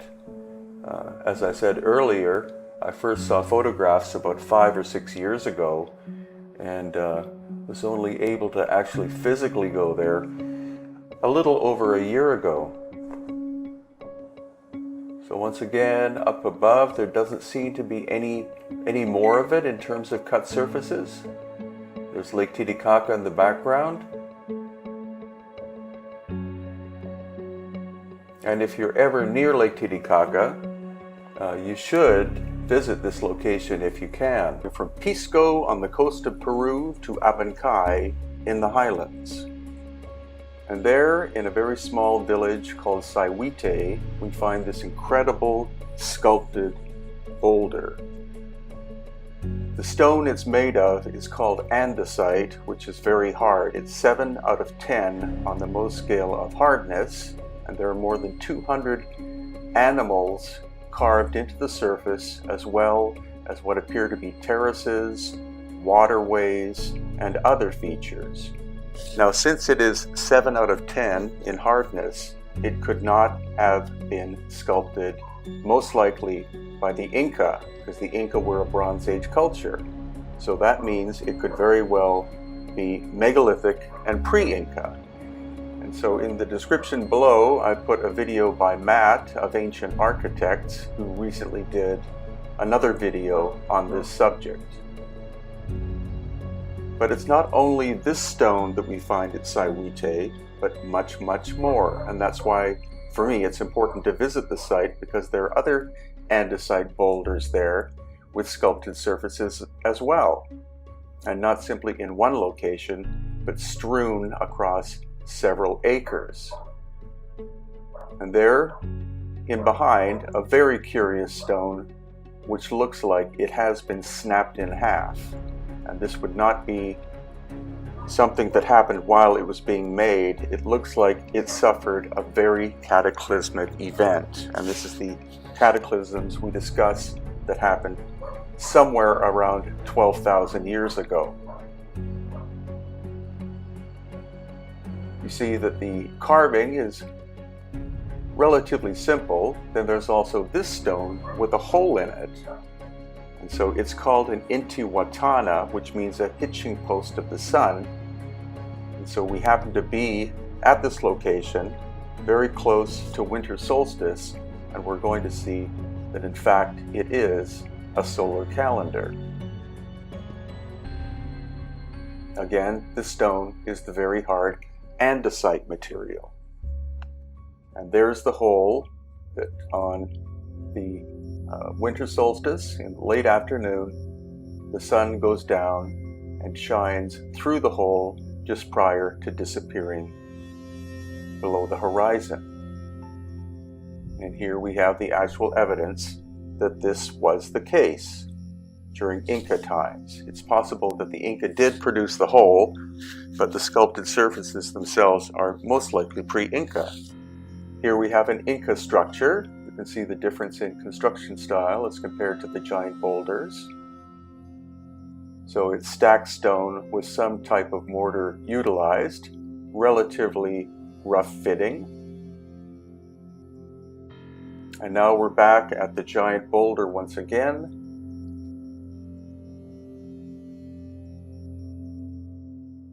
And you can see that the weathering on the surfaces at the break are very eroded. So this, again, likely happened a long time ago.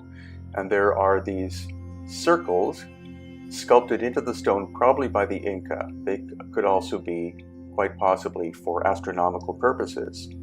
The best way to observe this site, or in fact any site, is of course via a quadcopter.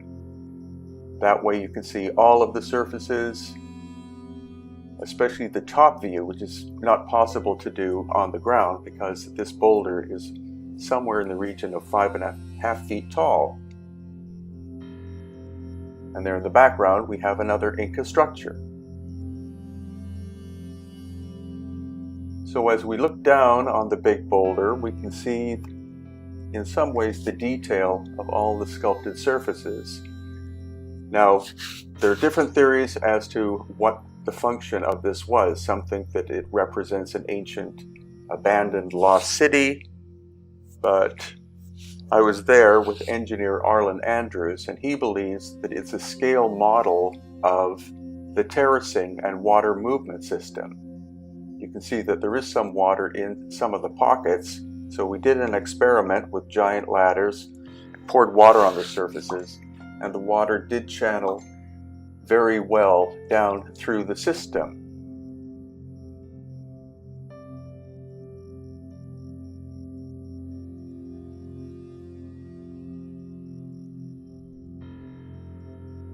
And now we're coming down so that you can see more detail of the sculpted surfaces.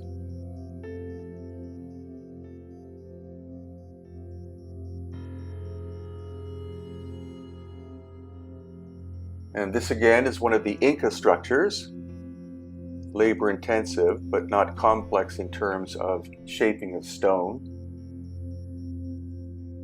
And in the background is the entire landscape of the Sayhuite megalithic / Inca complex. And now we're seeing incredible damage to specific areas, especially this corner of this building. It is very likely that this was done with bursts of very intense heat that literally caused the surfaces to explode off. Today we're in the highlands of Peru in a small town called Huaytará, and we're going to be looking at this structure that went from being a colonial church to before being an Inca structure, and prior to that a megalithic structure. And we're going to inspect damage that is cataclysmic, that could very likely have been done during the great series of cataclysms 12,000 years ago. So these are granite blocks that were once part of the structure, and you can see the archaeologists have just lined them up because they don't know where actually they go. And now we're entering the Palacio Inca, which of course was an Inca palace, but it has a much greater and more intriguing history than that.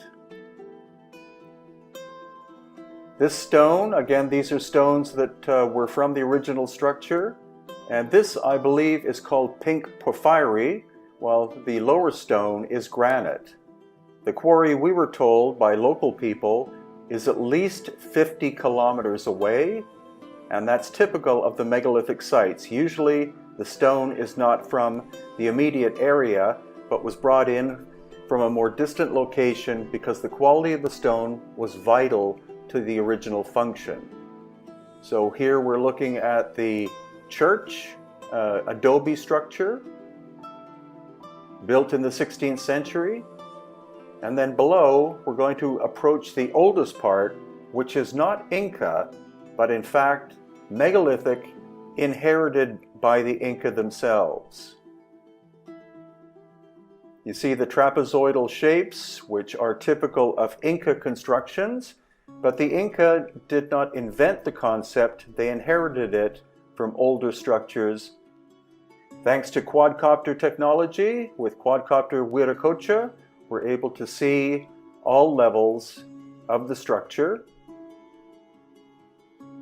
and the mountains in behind, very rugged terrain.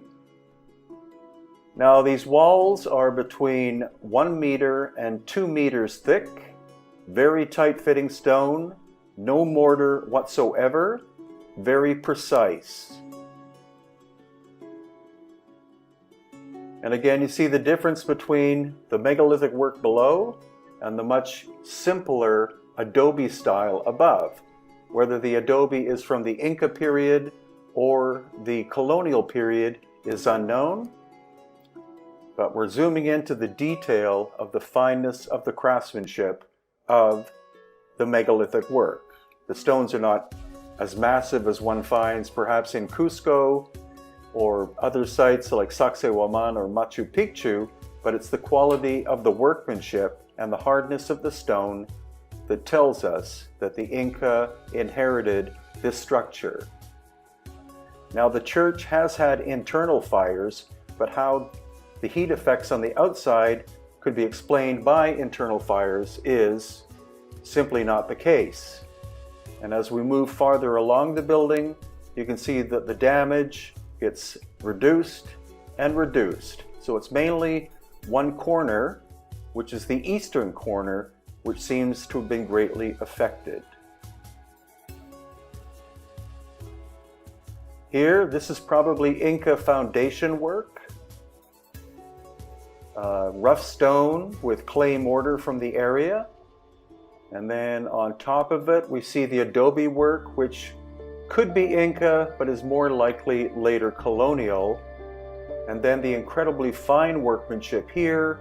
Again, the wall varies between 1 meter and 2 meters thick, and interesting scorching marks on the surfaces and the crumbling of this very hard volcanic stone.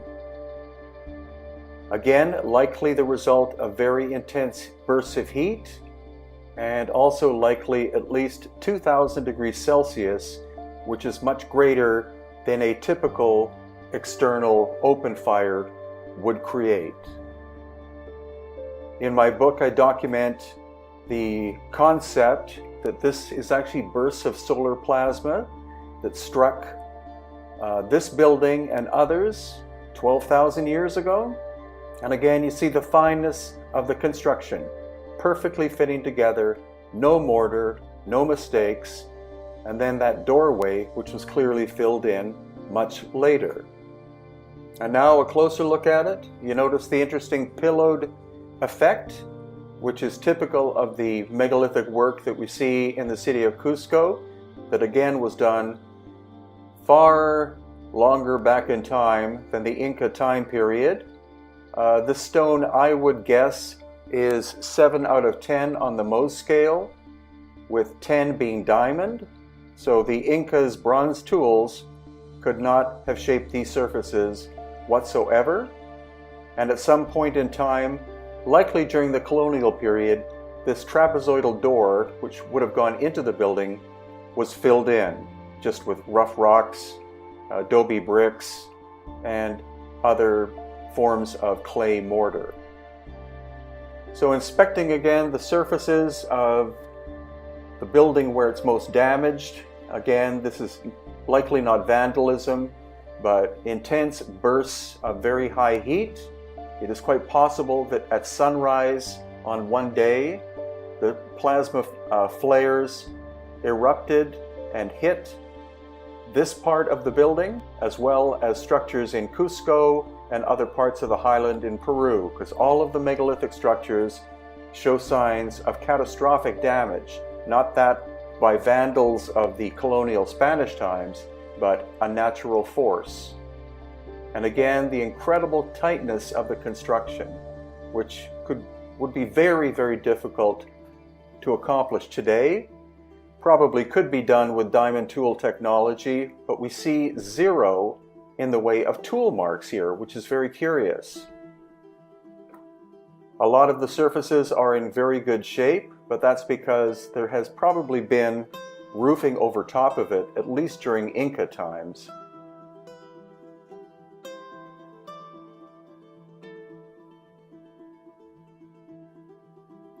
So this isn't really the polygonal type of work that we see in Cusco. This is more similar to what we find at the Coricancha. It's a more linear form of construction. And again, we're back at the corner that has the very severe catastrophic damage. Because as we walk along this wall, again you see that the original doorways have been filled in, and then trapezoidal windows, now with glass. And the farther along we go, the lesser the damage to the exterior.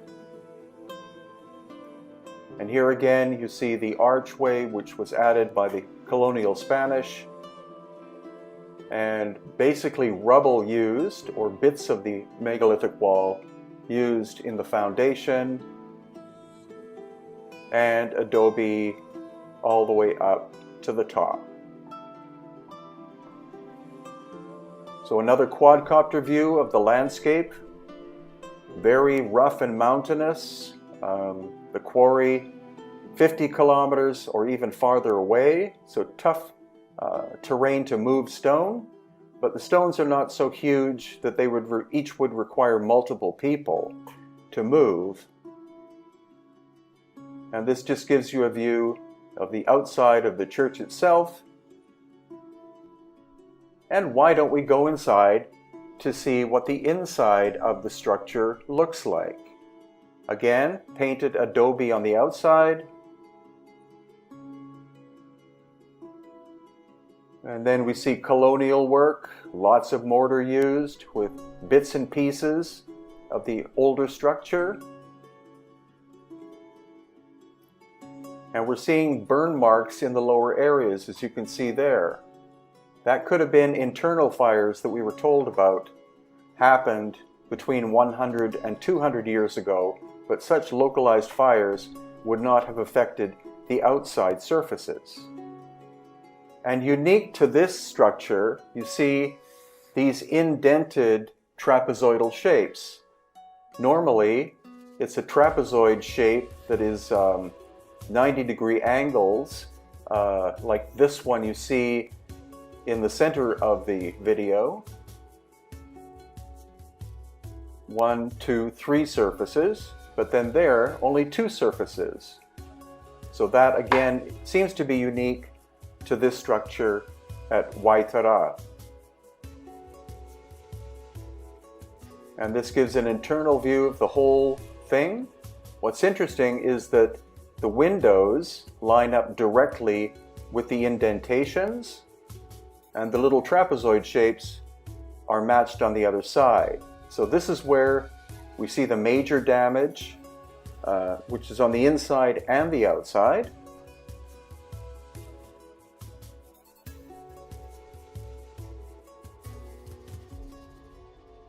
And the damage gets lesser and lesser the farther away we go.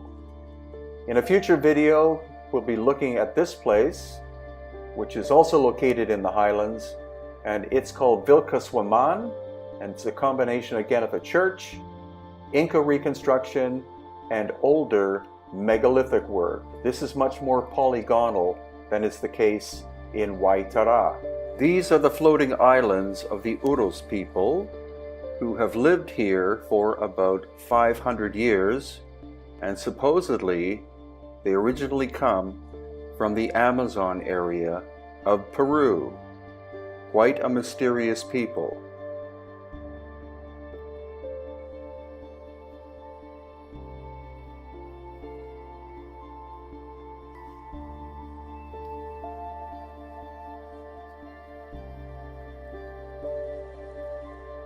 We now leave the Uros people and set sail by boat to go deeper into Lake Titicaca. So now we're still in the shallow area. You can see totora reeds in the background. But the further we go along, the deeper the lake becomes. At some points, as deep as 900 to 1,000 feet. And here's another cluster of another Uros tribe. And now we're looking at massive terracing. This terracing goes back to the time of the Inca and quite possibly much farther back than that. It's said by the local Quechua-speaking people that they have lived in these islands for at least 2,000 years and were absorbed by the Inca civilization about the year 1000, possibly earlier.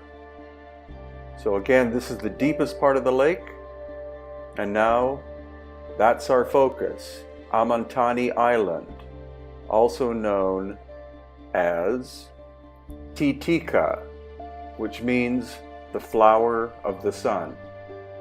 That name is in the Inca language, also known as Runa Simi, and why the island is called that, I don't know, but this place is visited by very few tourists and it's like going back in time.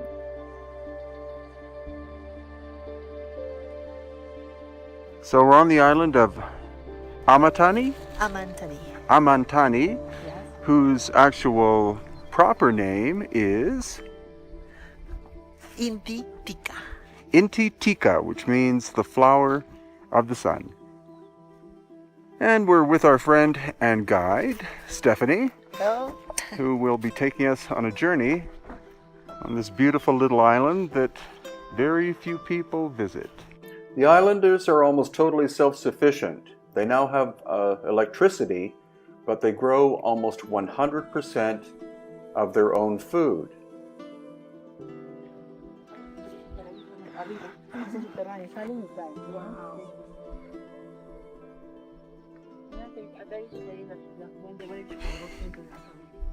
Okay, so they use this wool for make the quipus. Ah, wow. The form of contability of the Incas. Uh-huh. Right?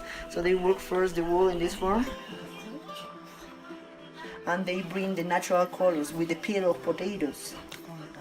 No, peel of potatoes, insects like the cochinilla, and then flowers too, like the misico, ¿no?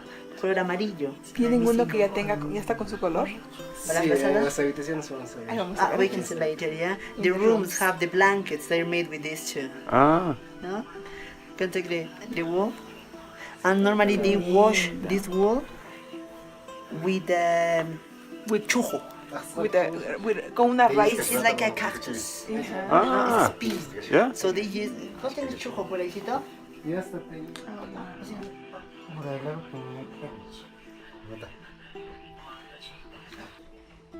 Oh, Look at these wow. decorations. Everyone is different because they use different flowers, and the flowers have different meanings. Whoa. Those are natural colors? Yes, they use natural colors for this. Whoa. You know, they use the misico. It's an orange, very orange flower, and they put in hot water normally for a long time. And they help actually with these colors with minerals too, right? For bringing these colors. That's the reason why they don't have different colors. They have maybe 5 or 6. Oh, yeah. And normally the grandmothers bring this, made a blankets for the kids. Normally, so it's a gift for us. And we have just one blanket for the rest of our life. Oh. Yes, very traditional. So, when they are single, they are happy all the time. You know, they use many colors, but they can't be part of the important society here. When you are married, you have here in your hat included all the colors. So you included all the colors of the island. So you can be part of the high society. So you can be part of the authority of the island. You know, so you can be the president of this community. This name Okosuyu. No, the name is Okosuyu. Oh, wow. So this gives you a view of the main settlement on the island itself. And this mountain is called Pachamama. It has a temple on it, which you can see in the center of the video. And correspondingly, in the Inca tradition, there's another temple called Pachatata, which means the father temple. So Pachamama is the mother temple, Pachatata is the father temple, and that's based on the duality of Inca philosophy that is still alive and well on this little island to this very day.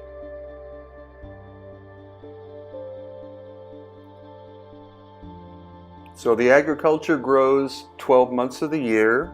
It's all heirloom foods, as in potatoes and quinoa and other foods that were very prominent during the time of the Inca, and an incredible little island to visit if you get a chance, if you're ever near Puno in Peru. And we will return to visit the two big temples of Pachamama and Pachatata at some point in time, very ancient places.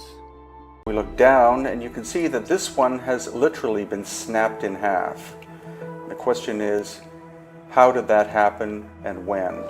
And the snap is so massive that I believe it was the result of a huge catastrophic earthquake. And no such earthquake seems to have been recorded during Inca times, so it could very well be that these megalithic stones were created before the time of the Inca, and that is part of my theory as regards a great cataclysm that happened to our planet, many different locations, 12,000 years ago. We're going to be covering many different ancient sites. This first one is a location close to Cusco, and its name is Chinchero. It's a major Inca site. As you can see, the massive terracing system, these are in fact royal Inca terraces, and it was also the location of the palace of one of the high Inca in pre-Hispanic or pre-conquest times. Again, you see the massive terraces. These are called royal terraces because the food here was grown for the royal Inca family. Next, we're at Morai, which is another massive Inca complex of terracing. You notice that it's in the shape of a circle and then these horseshoe shapes. It's a massive construction done during Inca times and is located in between Cusco and the Sacred Valley of Peru. The most common idea is that this was an Inca experimental station of some kind for producing new varieties of potatoes, corn, quinoa, etc. Now we're at majestic Ollantaytambo. Again, massive Inca terraces. You can see the scale of it in comparison to regular-sized human beings. And these are, again, a phenomenal accomplishment by the Inca civilization. However, what we also find are megalithic aspects, and it's most likely that the megalithic works predate the Inca by several thousand years, and the damage could very well have been from a massive ancient cataclysm. Now we're at Tiwanaku in Bolivia and flying over the famous Sun Gate.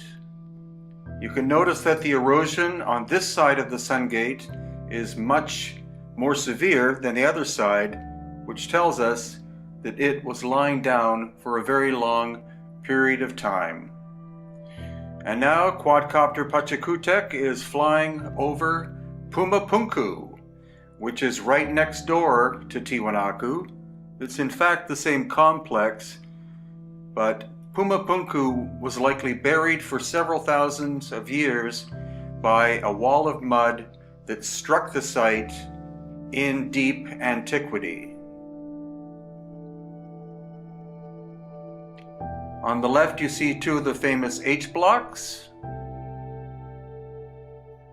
and in total there are 9 H blocks located at the Pumapunku site.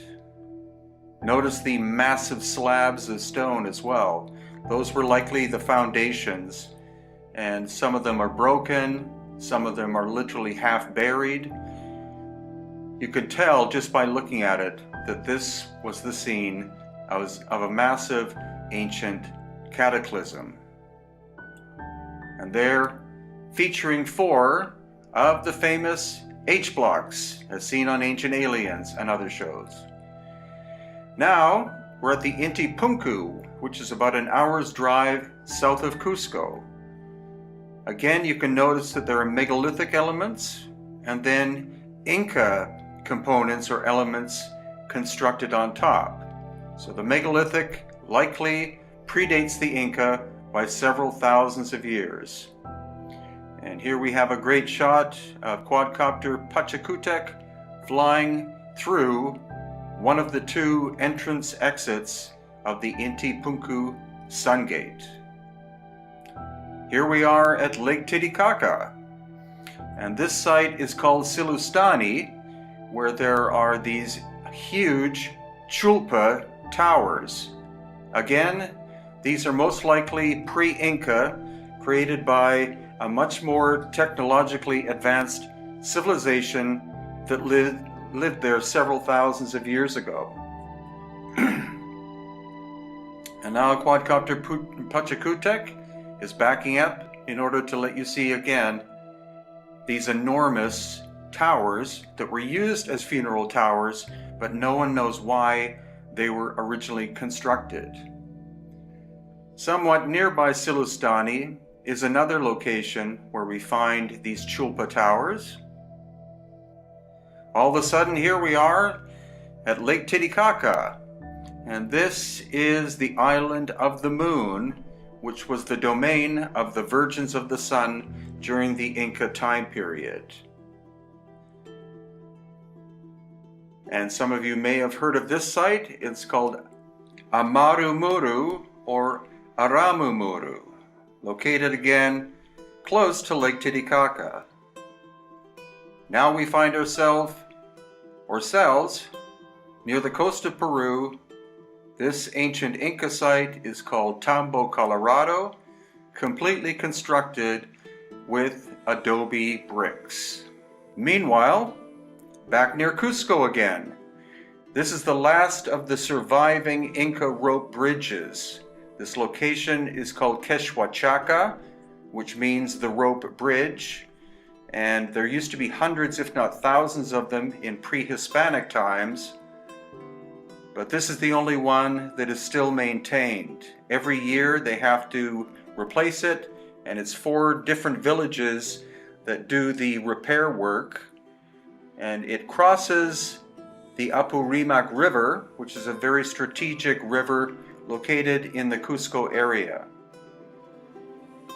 Of course, you will have seen bridges like this in many Hollywood films, but it was the great Inca culture who were responsible for mastering the technique of building rope bridges that went over chasms such as this.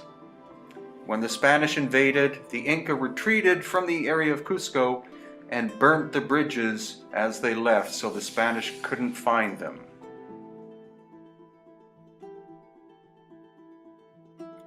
And finally, this is a secret location outside of Cusco, an Inca fortress, and I honestly forget the name of the place. It's very difficult to find. I hope you enjoyed this visual adventure. Sacsayhuaman is one of the largest archaeological sites not only in Peru, but in South America, and covers hundreds of acres. Most visitors only see the Great Zigzag Wall and are unaware of the fact that the site of Sacsayhuaman is so huge. It was, of course, in large part constructed by the great Inca culture. However, we do find evidence that there was a previous culture that in fact had superior technology, mysterious technology that was far more profound than the bronze chisels and stone hammers employed by the Inca. But what we also now know is that wherever there was one of these ancient megalithic sites, that in general is where the Inca tended to build their major temples or other important sites such as here at Sacsayhuaman. You even find similar things happening at Machu Picchu and Ollantaytambo. Thanks to this quadcopter technology, we're able to see Sacsayhuaman like never before. And as it begins to travel to the right here, you see these mysterious outcrops with horizontal and vertical surfaces which were created by this mysterious ancient culture thousands of years before the Inca. Some call them the Pirwas, others call them the Viracochan, and the amount of weathering on the surfaces shows that this work was done several thousand years ago, long before the time of the great Inca society. Here, for the first time, you can see the great zigzag wall at Sacsayhuaman. Again, usually visitors only see this and not the rest of the great constructions in this huge archaeological site.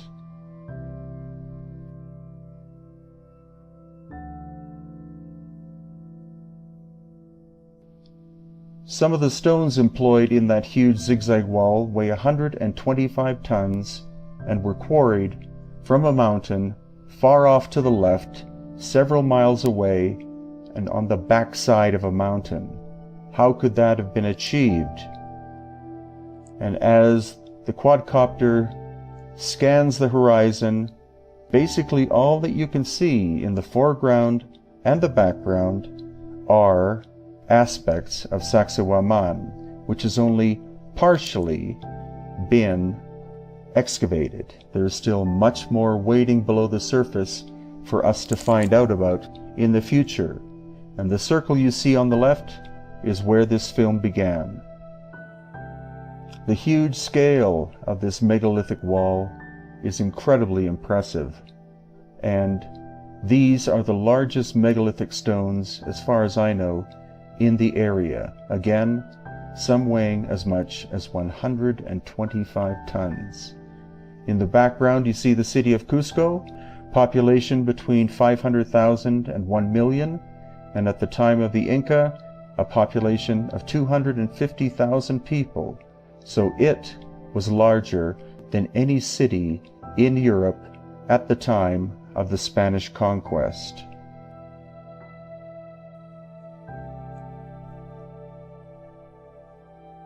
Now, most of you will not have heard of Sayhuite. It's about 4 hours drive outside of Cusco, and its most famous feature is this stone, this carved stone, thought to have been made by the Inca, but no one actually knows who made it, when, and why.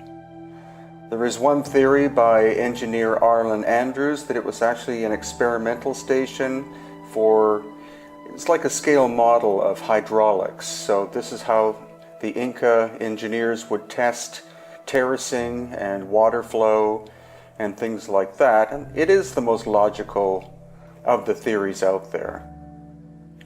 And it is unique. The Inca are not known for their sculpture, so for this large stone to have been carved like this, it must have had a very significant function. Not just ornamentation, not just a scale model of a city. But there's much more to Sayhuite than simply that stone. The Sayhuite area is actually quite massive, with Inca structures such as this that you're looking at now, which probably was possibly a palace, possibly a religious facility. But the whole site is hundreds of acres, and with the use of quadcopter Pachacutec, we're able to see some of the other anomalies, including quite possible evidence of cataclysmic damage in the distant past.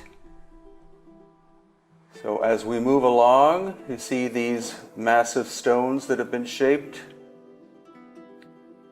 And then we look down and you can see that this one has literally been snapped in half. The question is, how did that happen and when? So this is the Pachacutec quadcopter moving across towards and then over this massive broken stone. Some people think that the damage could have been the result of the fact that the stone originally had a crack in it before they started working on it. But that's highly unlikely, because one thing that a stonemason or a stone carver would do would be to test the soundness of the stone before doing any work whatsoever. And the snap is so massive that I believe it was the result of a huge catastrophic earthquake. And no such earthquake seems to have been recorded during Inca times, so it could very well be that these megalithic stones were created before the time of the Inca, and that is part of my theory as regards a great cataclysm that happened to our planet, many different locations, 12,000 years ago, which is now also backed up by a lot of scientific evidence. It was in fact at the end of the last ice age that this event happened. And so we see all over Peru ancient megalithic structures that have amazing, significant damage to them. The damage was not done by the Spanish or any other people. It was in fact a natural event that likely also wiped out those that had done these constructions. So this is one of many quadcopter Pachacutec videos on my YouTube channel, Brien Foerster, and I welcome you to look at the others.